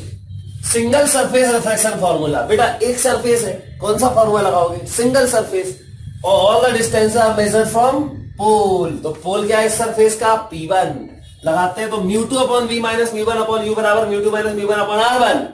अब यहां देखो μ2 μ1 क्या है, तो यहां से ये जा रही है और इसमें जा रही है, तो ये क्या है μ2 और ये हुआ μ1, तो ये तो μ2 और μ1 है ही, तो यहां हमने μ2, अच्छा v1 क्या होगा, इमेज की डिस्टेंस, तो P1 I1, ऑब्जेक्ट की डिस्टेंस क्या होगी, P1 O, हमने यहां पे डाल दिया μ2 अपॉन ये डाल दिया μ2 माइनस μ1, और इसका सरफेस का रेडियस ऑफ कर्वेचर R1 और इसका R2 है, तो अभी इसका लेना है R1। अब बेटा इस P2 के लिए ये वाली रे देखो इंसिडेंट रे है, तो ये ऑब्जेक्ट को रिप्रेजेंट करेगी, कहां पे करेगी, यहां पे करेगी, कैसा, वर्चुअल। तो फॉर सरफेस P2 I1 क्या है, वर्चुअल ऑब्जेक्ट, और इसकी इमेज बनेगी I, तो ये हो जाएगी रियल इमेज। अब देखो यहां पे μ2 में है रे ये वाली, और जाएगी कहां, देखो ऐसे चली जाएगी, ये चली गई, ये है फाइनल इमेज आई। क्लियर। तो P2 से इमेज तक की डिस्टेंस है P2I, और ऑब्जेक्ट की डिस्टेंस है P2I1। ठीक, रख दो इसमें, और μ2 और μ1 की जगह पे, तो ये है μ1, मतलब μ2 हो जाएगा μ1, और यहां μ3 है वो हो जाएगा μ2, तो यहां डाल दो, तो μ2 की जगह पे तो हो जाएगा μ3 अपॉन V और इमेज की डिस्टेंस, तो P2I माइनस ये μ1 की जगह μ2 आएगा, μ2 अपॉन U की जगह पे P2I1। क्लियर, बराबर यहां फिर वही μ3 माइनस μ1, सॉरी μ3 माइनस μ2, और अपॉन बेटा R2। ये हो गई सेकेंड इक्वेशन। अच्छा, ये दोनों इक्वेशंस किसके लिए है, ये तो सरफेस के लिए है ना। अब since the lens is very thin, फिर वही जो पहले किया था, लेंस इज वेरी थिन। सो क्या करेंगे फर्स्ट और सेकंड में, P1 को P से रिप्लेस कर देंगे और P2 को भी P से। Clear? So P1 and P2 can be replaced by P। तो फ्रॉम फर्स्ट और फ्रॉम सेकंड दो नई इक्वेशंस बनाओ। तो चलो भैया फ्रॉम फर्स्ट, अब मैं इसी में लिख रहा हूं, ठीक है? तो फ्रॉम लिखना, तुम फ्रॉम फर्स्ट, इसी में P1 का 1 हटा दो, P1 का 1 हटा दो, बस हो गया।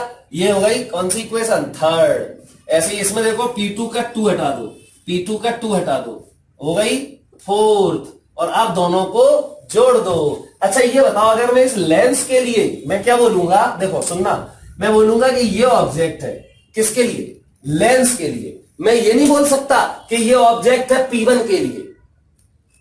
मैं सिर्फ इतना बोल सकता हूं P1 के लिए ऑब्जेक्ट है। मैं ये नहीं बोल सकता P2 के लिए ऑब्जेक्ट है। P2 के लिए तो ये है ऑब्जेक्ट, लेकिन लेंस के लिए क्या है ऑब्जेक्ट? O। और इमेज कहां है? I1 नहीं है। लेंस ने जो इमेज बनाई वो फाइनल इमेज होती है, कौन सी? I। तो इसको मैं ऐसे रिप्लेस कर सकता हूं क्या, जो पहले किया था? अब मैं लेंस के लिए लिख रहा हूं, तो ऑप्टिकल सेंटर से सब चीजें मेजर होगी। तो यहां O से ये हो जाएगा U, कहां तक? P तक। और P से फाइनल इमेज जो बनी है वो I है, ये हो जाएगा V। किसके लिए?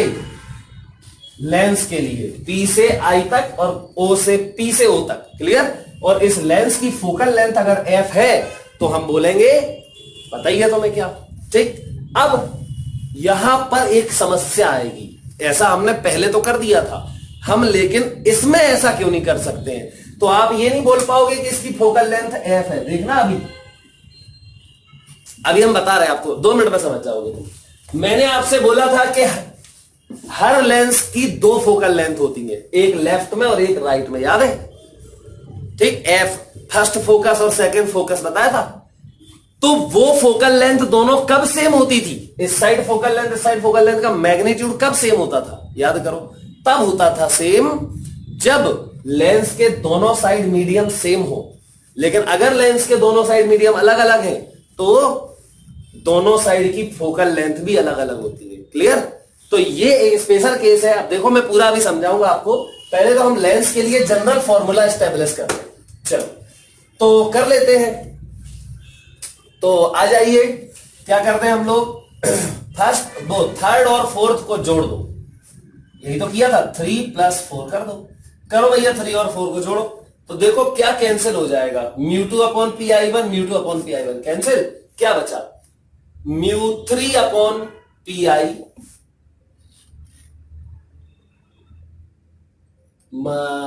माइनस μ1/po बराबर, ये मैं बताऊंगा टेक्निक इसको याद करने की। देखो ये बचा और ये माइनस हो गया। इसमें देखो ये बचेगा μ2 minus μ1/r1 plus μ3 minus μ2/r2। ये फाइनल हमारा फॉर्मूला आ गया। अब इसको याद करने का तरीका समझो। इतना पार्ट, ये पी क्या है? पी देखो क्या है? v। तो μ3/v माइनस μ1/u, देखो po, ये लेंस के लिए है। ठीक। फॉर लेंस यहां लिख देना, बराबर μ2 minus μ1/r1 plus μ3 minus μ2/r2। Clear? ये है फाइनल फॉर्मूला। अब इसको याद करने का तरीका समझो, बहुत जरूरी है ये, ध्यान से सुनना। क्या करोगे आप? लेंस तो छोड़ो, लेंस के इस साइड वाला मीडियम देखो क्या है? μ3 लिख दे रहे हैं आप। ये है μ3, ये है μ2, ये है μ1। तो लेंस के इस साइड वाले मीडियम का रिफ्रैक्टिव इंडेक्स μ3 जो भी हो, μ3 अपॉन इमेज की डिस्टेंस v, ये लिखा है। माइनस लेंस के इस साइड वाले मीडियम का रिफ्रैक्टिव इंडेक्स कितना है? μ1 अपॉन ऑब्जेक्ट की डिस्टेंस क्या है? u। क्लियर? चलो तो इतनी बात क्लियर होगी। इस राइट साइड का refractive index upon v minus left side का रिफ्रैक्टिव इंडेक्स अपॉन u बराबर। अब सबसे सरल तरीका बता रहे हैं हम तुम्हें, जितने भी सरफेस हो, ये तो एक लेंस के लिए, अगर 10 लेंस भी हो ना तब भी आपको याद नहीं करना है। देखो पहला सरफेस देखो और दूसरा सरफेस देखो, एक एक करके, लेकिन तो पहले पहला देखते हैं। तो पहले सरफेस का जो इक्वल के बाद लिख रहे हैं हम, इक्वल के बाद फर्स्ट सरफेस के लिए, तो फर्स्ट सरफेस के राइट वाला रिफ्रैक्टिव इंडेक्स माइनस लेफ्ट वाला रिफ्रैक्टिव इंडेक्स। फर्स्ट सरफेस के राइट में क्या है, म्यू2, तो म्यू2 माइनस म्यू1 अपॉन इसका radius of curvature r1 plus, अब आ जाओ इस वाले दूसरे वाले सरफेस के लिए, राइट का रिफ्रैक्टिव इंडेक्स माइनस लेफ्ट का रिफ्रैक्टिव इंडेक्स। तो इस सरफेस की बात कर रहा हूं, सरफेस के राइट में म्यू3 माइनस इस सरफेस के लेफ्ट में म्यू2, तो म्यू3 माइनस म्यू2 अपॉन इसका रेडियस ऑफ कर्वेचर r2।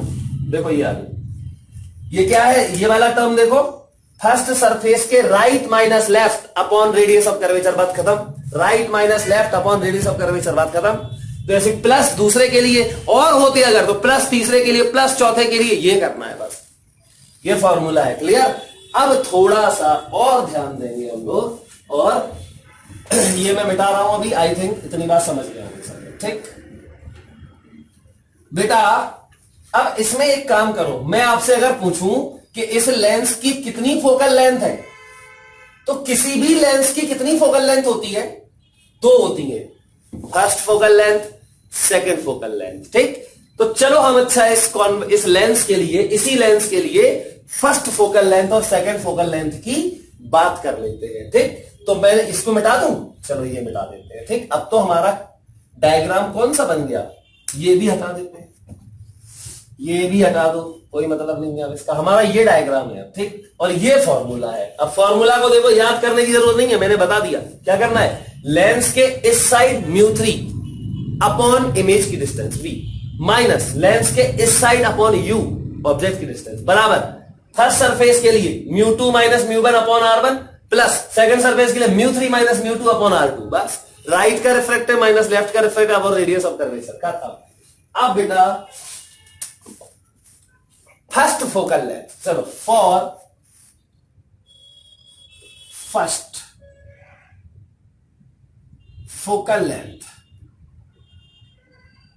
अब ये बताओ, याद करो, कॉन्वेक्स लेंस की ही बात कर लेते हैं। फर्स्ट फोकल लेंथ क्या होता था, या कॉनकेव की बात करो, किसी की भी करो। आपको याद होगा, अगर मैं इसकी बात करूं तो मैंने बोला था कॉन्वेक्स लेंस का फर्स्ट फोकस यहां होता है और इससे आने वाली रेज क्या हो जाती है, इन्फिनिटी पे जाती हैं, समझ गए। मतलब अब देखो ये फर्स्ट फोकस है, क्लियर। अब मैंने क्या किया, फोकल लेंथ, ये फर्स्ट फोकल लेंथ है f1, मैं sin 9 नहीं लिख रहा हूं अभी, ऐसे ही लिख रहा हूं बस, ठीक। अगर मैं यहां पर ऑब्जेक्ट रख दूं, अगर मैं यहां पे ऑब्जेक्ट रख दूं, मतलब ऑब्जेक्ट की डिस्टेंस लेंस के लिए ये p है, लेंस के लिए ऑब्जेक्ट की डिस्टेंस हो जाएगी कितनी, f1 के बराबर, फर्स्ट फोकल लेंथ के बराबर, मतलब u बराबर f1, माइनस नहीं, सिर्फ वैल्यू डाल रहे हैं अभी, बाद में साइन के साथ वैल्यू डाल देंगे, सिर्फ लिख रहे हैं इसको, रिप्रेजेंट कर रहे हैं बस। तो u अगर यहां पे हो जाए, मतलब यहां ऑब्जेक्ट रख दे, यहां क्या रख दे, ऑब्जेक्ट, मतलब u बराबर f1, तो फिर इमेज कहां जाएगी। अच्छा ये रेज इमेज बनाती हैं, इतना तो पता ही है हमें, रिफ्रैक्शन के बाद जो रेज आती हैं वही तो इमेज बनाती हैं। तो ये इमेज कहां बनाएंगी, इन्फिनिटी पे, मतलब इमेज एट इन्फिनिटी, मतलब u ऑब्जेक्ट अगर फोकस पे है, मतलब u बराबर f1, देन इमेज बनेगी इन्फिनिटी पे, तो v बराबर इन्फिनिटी, सही है। तो इस फॉर्मूले में डाल दो, इसको फॉर्मूला नंबर मानना 5, ठीक, ये फाइनल फॉर्मूला है। तो इन इक्वेशन 5 बेटा डाल दो, तो म्यू3 अपॉन f1, सॉरी म्यू3 अपॉन v की जगह पे infinity minus mu one upon u की जगह पे f1, बराबर में तो यही रहेगा, इसमें थोड़ी कोई डिफरेंस आ जाएगा, बराबर में यही जो लिखा हुआ है, जो लिखा है वही लिख दिया मैंने, इसको इक्वेशन मान ली x, अब ये तो लिखा ही लोगे। चलो अब आ जाओ सेकंड फोकस के लिए, तो चलो अच्छा इसी की कोई भी रेंज ले सकते हो, अगर कॉनकेव लेते तो यहां होता है f1, तब भी ऐसे रेंज भेजते तुम ऐसे, तो u बराबर f1 और इमेज जाती इन्फिनिटी पर ही, सही है। देख लेना है डायग्राम उसका। अब देखो अगर मैं बात करूं सेकंड फोकस की, तो सेकंड फोकस क्या होता था, इन्फिनिटी से तो रेज आती थी, मतलब इंफिनिटी से रेज आ रही, मतलब ऑब्जेक्ट कहां रखा है, इंफिनिटी पे। तो object at infinity, object at infinity. और ये मिलती कहां थी, जिस पॉइंट पे मिलती थी उसे हम बोलते थे सेकंड फोकस, याद है। तो ये सेकंड फोकल लेंथ हो जाएगी। मतलब यहां पे क्या बन जाएगी, अगर ऑब्जेक्ट इंफिनिटी पे है तो इमेज फोकस पे बनेगी। तो इमेज एट फोकस, क्लियर। अब बेटा देखो, तो ये तो हो गया। अब आ जाओ फॉर, ये तो जीरो हो जाएगा, देखो ये जीरो हो जाएगा। अब आ जाओ फॉर सेकेंड फोकल लेंथ। चलो बताओ, ये सेकेंड फोकल लेंथ के लिए सबसे पहले तो u बराबर इंफिनिटी, कोई माइनस इंफिनिटी, कोई फर्क नहीं पड़ता, u बराबर इंफिनिटी। इमेज कहां बनेगी, देन v बराबर f2, ठीक। तो फिर फ्रॉम इक्वेशन 5, फ्रॉम 5 इस इक्वेशन में फिर से डालो तो μ3 अपॉन v की वैल्यू f2, सही है, माइनस μ1 अपॉन u बराबर इंफिनिटी, ऑब्जेक्ट की डिस्टेंस इंफिनिटी, बराबर में उस ये जो लिखा है इसमें कोई चेंज नहीं आएगा। ये हो गई हमारी इक्वेशन नंबर y, ठीक। अब बेटा x इक्वेशन में देखो ये राइट साइड में, और y इक्वेशन में देखो ये राइट साइड में सेम है, तो फिर लेफ्ट साइड को भी इक्वेट करा सकते हो कि नहीं। तो from x and y, equating x and y, तो देखो इस तरफ ये minus μ1 upon infinity, minus μ1 upon sorry f1, ये और ये बराबर हो जाएगा, बराबर में μ3 अपॉन f2, ये भी जीरो हो जाएगा। अब देखो इसका मल्टीप्लाई कर दो, तो मल्टीप्लाई कर दोगे तो ये हो जाएगा μ1 f2 प्लस μ3 f1 बराबर जीरो। देखो ये आएगा, इसको मल्टीप्लाई करके इस तरफ लेके आ गए, तो μ1 f2 प्लस μ3 f1 बराबर जीरो, या फिर ऐसे लिख दो μ3 f1 बराबर माइनस μ1 f2। समझो क्या लिखा, फॉर्मूला दोनों फोकल लेंथ का रिलेशन क्या आया, एक बार देख रहे हैं। μ3 f1 बराबर माइनस μ1 f2। बेटा देखो ये फर्स्ट फोकल लेंथ ये है, और ये f2 देखो सेकंड फोकल लेंथ, ये बराबर नहीं है। क्यों नहीं है, क्योंकि μ1 और μ3 बराबर नहीं है।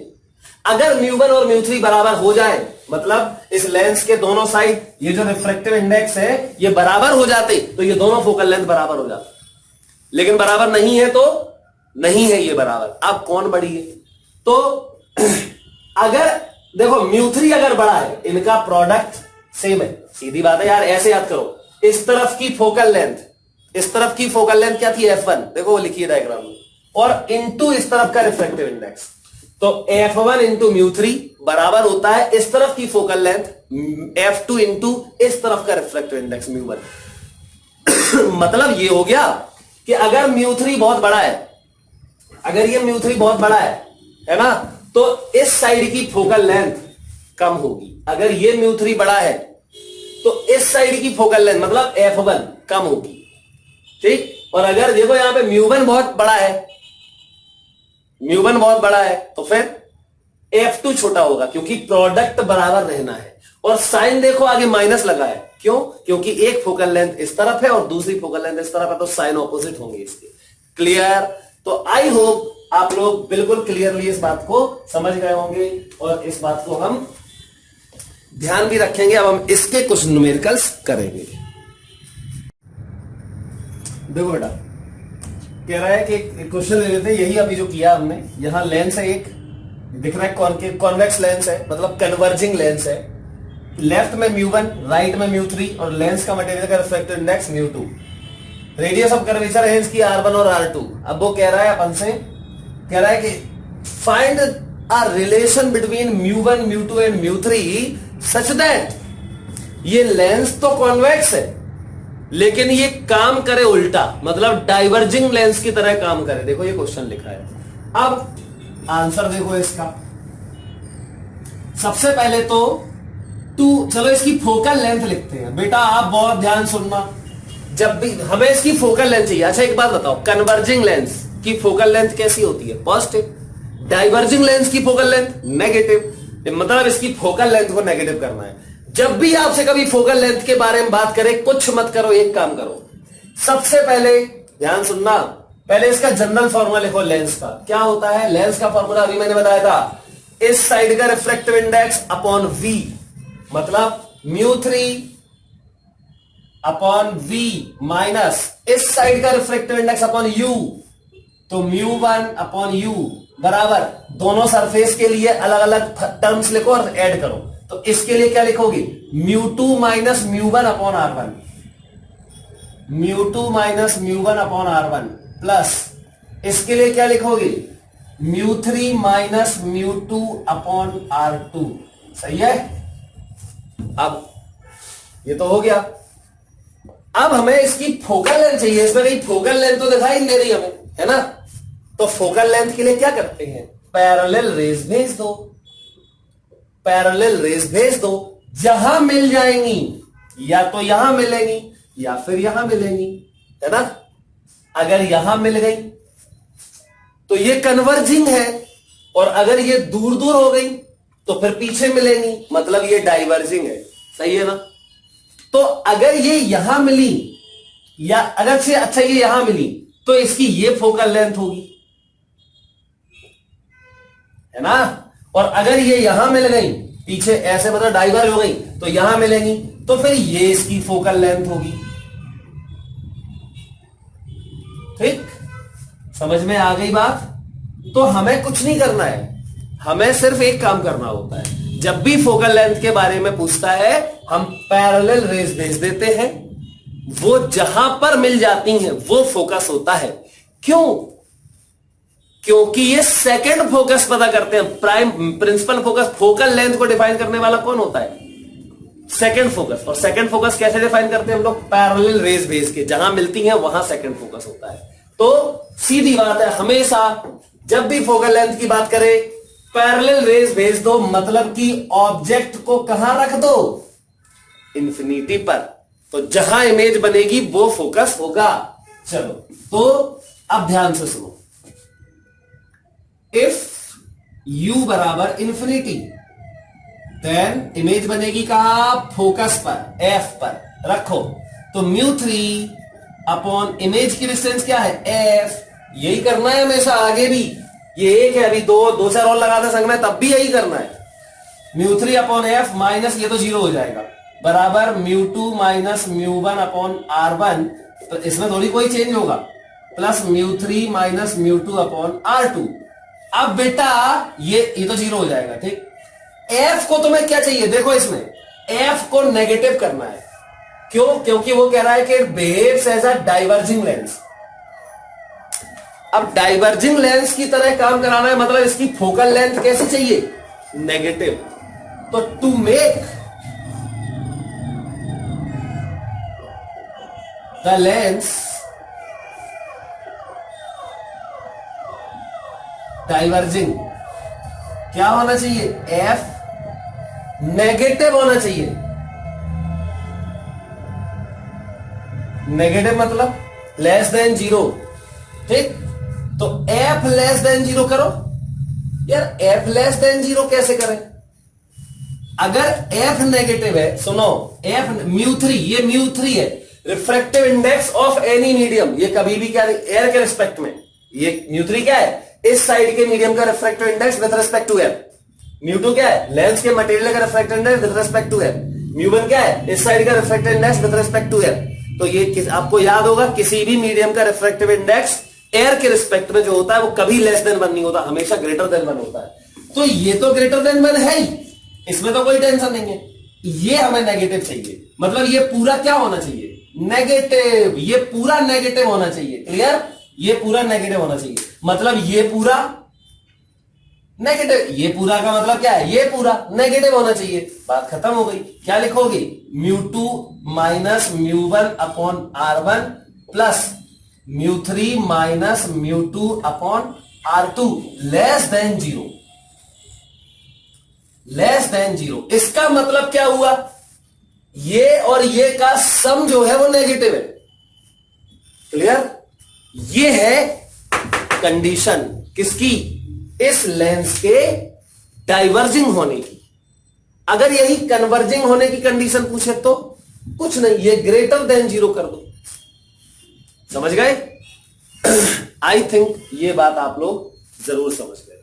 ठीक, अब वो कहे कि ये लेंस की तरह काम ना करे, लेंस की तरह काम ना करे, क्या करे, प्लेन ग्लास स्लैब बन जाए, मतलब इसकी फोकल लेंथ इनफाइनाइट हो जाए। तो यहां इनफाइनाइट रख दो तो ये 0 हो जाएगा, तो बराबर 0 कर दो। समझ गए? तो ये कंडीशन आएगी किसकी, लेंस, ये सीधी पैरेलल चली जाएंगी रेज। ठीक, तो ये हमें ऐसी, अभी तो ये वाला जो क्वेश्चन है उसमें ऐसा करना था। समझ गए? तो आई होप ये क्वेश्चन क्लियर होगा आपको। हाँ बेटा देखो, अभी हम लोग ये जो पढ़ा था हमने, उसके आगे क्या पढ़ना है देखना बहुत ध्यान से। जैसे हमने मिरर में सीखा था इमेज फॉर्मेशन, पहले किस मिरर से सीखा था आपने, कॉनकेव मिरर से, याद है? कॉनकेव मिरर खूब रियल इमेज बनाता था। ठीक, कॉनकेव मिरर कन्वर्जिंग होता है डाइवर्जिंग, कन्वर्जिंग। ठीक, कॉनकेव मिरर कन्वर्जिंग होता है, फोकल लेंथ उसकी नेगेटिव थी। कॉनकेव मिरर जैसा ही काम कॉन्वेक्स लेंस करता है, उल्टा होता है, इसमें ध्यान रखना। वहां कॉनकेव मिरर जैसा काम करता है ना, वैसे यहां पे कॉन्वेक्स लेंस करता है। तो हमें इमेज फॉर्मेशन सीखना है कॉन्वेक्स लेंस से। सबसे पहले तो मैं आपको बता दूं, ऑप्टिकल सेंटर, लेंस का ऑप्टिकल सेंटर एक ऐसा पॉइंट होता है जिससे कोई रे, जो इंसिडेंट रे पास होती है, वो विदाउट डेविएशन चली जाती है। मतलब ऑप्टिकल सेंटर से पास होने वाली रे सीधी निकल जाती है विदाउट डेविएशन। ठीक, ये डेफिनेशन है और डेफिनेशन से नहीं है, ये आप समझ भी सकते हो। जैसे मान लो अब यहां कोई रे है, इसकी तरफ आ रही है ऐसे, ठीक, तो जब हम देखते हैं तो क्या होता है, ये डेविएट होती है, यहां पे अंदर होती है डेविएट, अंदर ये डेविएट होती है, लेकिन फाइनली पता है क्या होता है, फाइनली ये वाली रे और जो बाहर जाने वाली रे है वो बिल्कुल मतलब पैरेलल होती है एक दूसरे के। देखो ये ऐसे, ठीक, ये इसलिए हम बोलते हैं कि ये वाली रे विदाउट डेविएशन सीधी चली जाएगी। क्लियर? तो ये हमें पहली बात ध्यान रखनी है। ओके, ठीक है। तो ऑप्टिकल सेंटर क्या होगा, जिससे पास होने वाली रे विदाउट डेविएशन चली जाती है। ये लिख दिया डेफिनेशन है।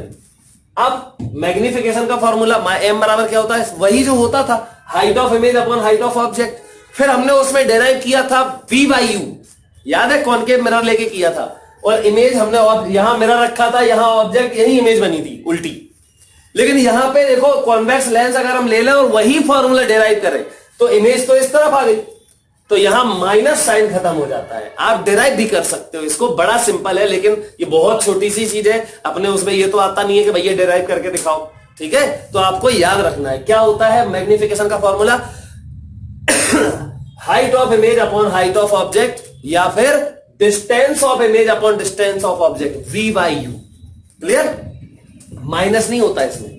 ऐसे ही एक और फॉर्मूला था, वहां पे मिरर फॉर्मूला था 1/f बराबर 1/v प्लस 1/u। यहां लेंस फॉर्मूला है, क्या होता है 1/f बराबर 1/v plus minus 1/u, sorry minus 1/u। ये आपने 10th में डेराइव किया है। डेराइव आप लोग भी कर सकते हो, जैसे उसमें किया था ऐसे ही इसमें कोशिश कर लेना, कर लेना। नहीं हो तो मैं, मुझे जिसको नहीं आ रहा हो तो मुझे बता देना, मैं फोटो खींच के भेज दूंगा तुम्हें। सब जगह होता है ये, हर बुक में मिलेगा तुम्हें। ठीक, चलो, हो सकता है अपने मॉड्यूल में ना हो, क्यों? क्योंकि बहुत छोटी चीज है, याद रख सकते हैं 1/f बराबर 1/v माइनस 1/u। अच्छा, अब एक और फॉर्मूला था m बराबर f upon f minus u, याद करो m बराबर f upon f minus u derive करके दिखाया था। वहीं पे अब डेरिवेशन नहीं करेंगे, m बराबर f upon f plus u हो जाता है इसमें। इतनी फॉर्मूले आपको ध्यान रखने हैं। ठीक है, अब आ जाओ इमेज फॉर्मेशन के रूल्स। आपको पता है प्रिंसिपल एक्सिस के पैरेलल आने वाली रे फोकस से जाती है, ये तो फोकल लेंथ की डेफिनेशन ही होती है, पैरेलल आएगी फोकस से जाएगी। अब लेंस में कोई भी लेंस हो उसके दो फोकस होते हैं, ठीक है। अभी हम लोग ये मान के चलते हैं यहां पर कि इस साइड और इस साइड दोनों साइड लेंस के मीडियम सेम है, तो फिर फोकल लेंथ भी सेम रहेगी। क्लियर? ओके। जब तक वो नहीं बोलता है तब तक हम दोनों फोकल लेंथ सेम ही लेते हैं। अच्छा, अब याद करो वहां पे हमने सेंटर ऑफ कर्वेचर डिफाइन किया था, आर, रेडियस ऑफ कर्वेचर थी आर, और वो डबल ऑफ फोकल लेंथ थी। तो यहां पे रेडियस ऑफ कर्वेचर, तो लेंस की तो रेडियस ऑफ कर्वेचर होती नहीं है, सरफेसेस की होती है, तो हमें वो डिफाइन नहीं करनी है। तो हमें यहां पे एक नया टर्म डिफाइन करेंगे, जैसे यहां पोल से फोकस तक की डिस्टेंस f, इसकी डबल डिस्टेंस 2f, मतलब दो पॉइंट स्पेसिफिक डिसाइड करेंगे, एक तो फोकस और एक डबल ऑफ फोकस 2f। इस साइड भी होगा, जैसे यहां f, ऐसे आगे यहां से f, और इतनी ही डिस्टेंस पे ये होगा 2f डबल। ऐसे इस साइड भी देखो f और डबल पे 2f। क्लियर? तो f और 2f। अब ऑब्जेक्ट कहां रखा है, तो देखो एक बार मैं यहां बता दूं, ये लेंस होगा हमारा, ये ऑप्टिकल सेंटर होगा, P बोल देते हैं इसको, ये है इसका फोकस, ये इसका डबल है मतलब 2f, ऐसे इस साइड भी f और ये 2f। यहां आगे क्या होगा, बहुत आगे प्लस इन्फिनिटी, और इस साइड क्या होगा, माइनस इन्फिनिटी। अब बताओ ऑब्जेक्ट कहां कहां रख सकते हो, तो जो उसमें केस थी वही सेम है। ठीक, क्या होगा, सबसे पहले ऑब्जेक्ट है माइनस इन्फिनिटी में, है ना, फिर 2f और माइनस इन्फिनिटी के बीच में, सबसे पहले माइनस इन्फिनिटी पे है, फिर माइनस इन्फिनिटी और 2f के बीच में है, फिर 2f पे है, फिर 2f और f के बीच में है, फिर f पर है, फिर f और ऑप्टिकल सेंटर के बीच में है, फिर इस साइड वर्चुअल ऑब्जेक्ट आ जाएगा। ठीक, तो ये हम सब लोग सब कुछ पढ़ेंगे, लेकिन बहुत ज्यादा जल्दी जल्दी। क्लियर? क्योंकि इतनी सिंपल बात है कि हम टाइम वेस्ट ज्यादा नहीं कर सकते इसमें। तो देखिए, सबसे पहले केस फर्स्ट और केस सेकंड मैंने बनाए हैं दो, बाकी ध्यान रखें कि आप सारे केस बना सकते हो।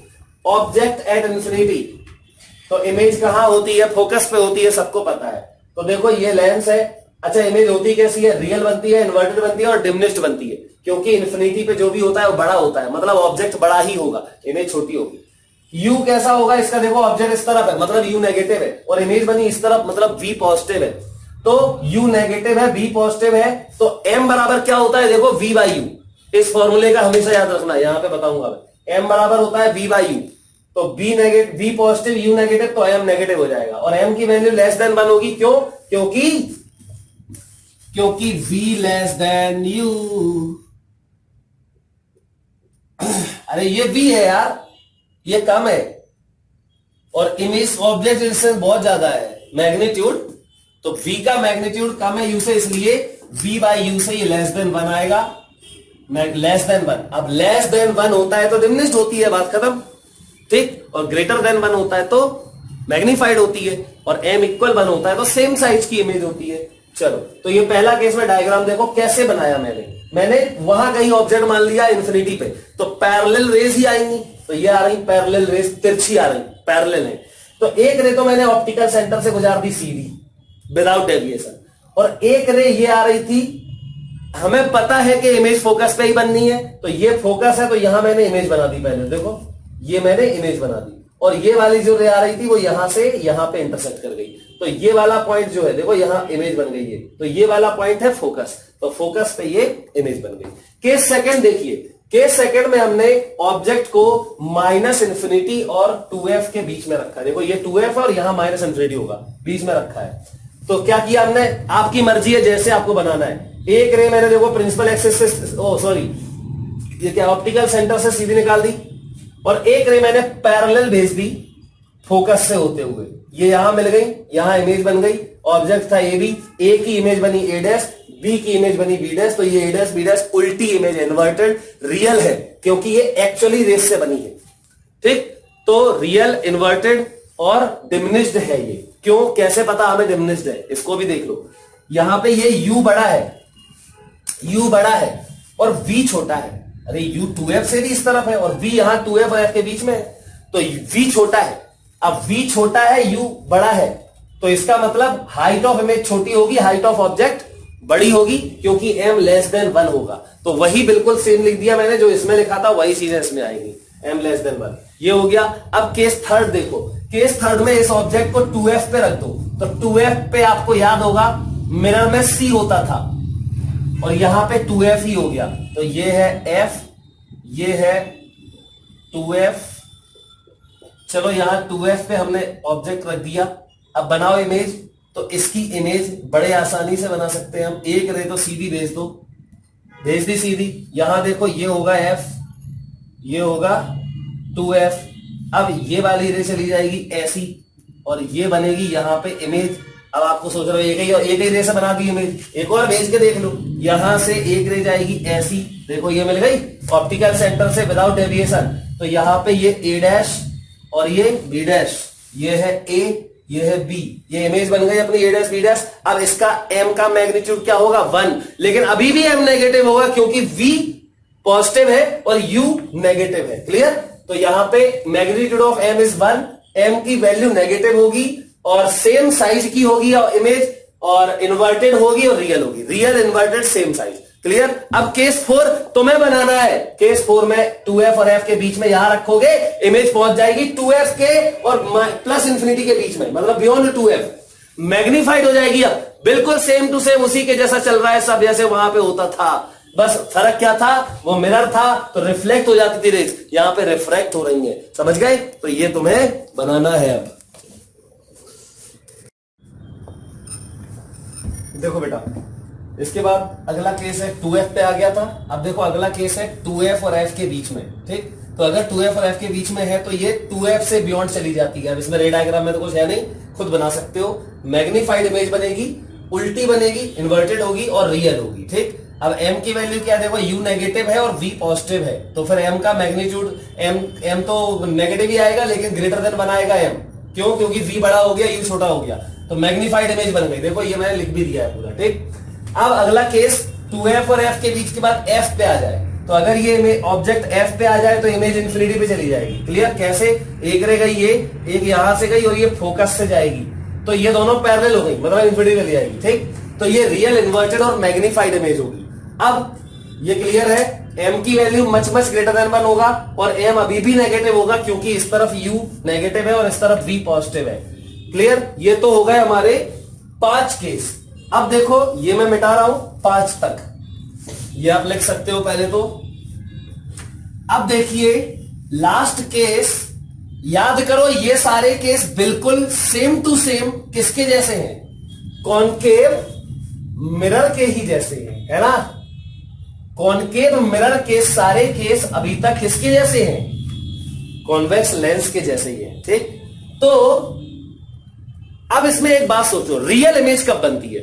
अगर ये मिरर होता तो बेटा रेज यहां से आती, क्या वहां जा सकती थी रेज? नहीं। जब वहां रेज ही नहीं जा सकती तो उस साइड रियल इमेज बन ही नहीं सकती। मतलब मिरर के दूसरी साइड हमेशा वर्चुअल इमेज बनती थी और मिरर के इसी साइड, मतलब जहां ऑब्जेक्ट है इसी साइड रियल ऑब्जेक्ट है और इसी साइड इमेज बन रही, तो ये इमेज रियल होती थी। याद है? ओके। अब इसमें देखो, इसमें रियल इमेज, इसमें रिफ्रैक्शन होता है। रिफ्रैक्शन मतलब जो रेज आएंगी वो लेंस से इस साइड जाएंगी 100%, लेंस से इस साइड जानी ही है, वहां एक्चुअली में रेज होंगी। तो अगर वो एक्चुअली में इस साइड इमेज बना दे तो वो रियल होगी, और अगर यहां नहीं मिल रही, पीछे बनाने पे बने यहां, तो यहां पे तो एक्चुअली में मिल नहीं सकती रेज यार। यहां तो इंसिडेंट रेज होती है, रिफ्रैक्टेड रेज तो होती नहीं है यहां पे। तो यहां रिफ्रैक्टेड रेज आए और पीछे बनाने में मिले तो इस साइड वर्चुअल ऑब्जेक्ट होता है, वर्चुअल इमेज होती है। तो देखो वही केस आ गया जो कॉनकेव मिरर में था, वही यहां कॉन्वेक्स लेंस में। फोकस और पोल के बीच में आ जाए ऑब्जेक्ट, तो क्या होगा? एक रे सीधी गई वो पैरेलल फोकस से जाएगी। देखो ये सीधी गई parallel to principal axis, focus चली जाएगी, और एक ऑप्टिकल सेंटर चली गई सीधी, ये दूर दूर हो रही, ये तो दूर दूर हो रही है तो मिल ही नहीं रही, तो पीछे बढ़ाने में मिलाओ। यहां पे देखो ये magnified object between F and pole. अब इमेज कैसी है? इमेज बियॉन्ड एफ, इमेज कहां चली गई? एफ से बियॉन्ड चली गई। ठीक, इमेज बियॉन्ड एफ कैसी है? वर्चुअल, ये वर्चुअल है ना यार, वर्चुअल इरेक्ट। इमेज अगर वर्चुअल होती है तो वो इरेक्ट होती है इसमें, ठीक है, रियल ऑब्जेक्ट के लिए। लेकिन वर्चुअल, इरेक्ट एंड मैग्नीफाइड, उसमें भी कॉनकेव मिरर मैग्नीफाइड इमेज बनाता था, वर्चुअल वाली, ठीक। तो ये मैग्नीफाइड हो गई। अब m की वैल्यू देखो, तो m का मैग्नीट्यूड ग्रेटर देन 1 है। अब m है कैसा? पॉजिटिव। क्यों है? क्योंकि u भी नेगेटिव है और v भी नेगेटिव है, समझ गए? इसलिए m पॉजिटिव है। क्लियर? ये हो गया, बात खत्म। सारे केस हो गए रियल ऑब्जेक्ट के। अब हम वर्चुअल ऑब्जेक्ट के केस देखेंगे, मतलब ऐसे रेस जाएंगे।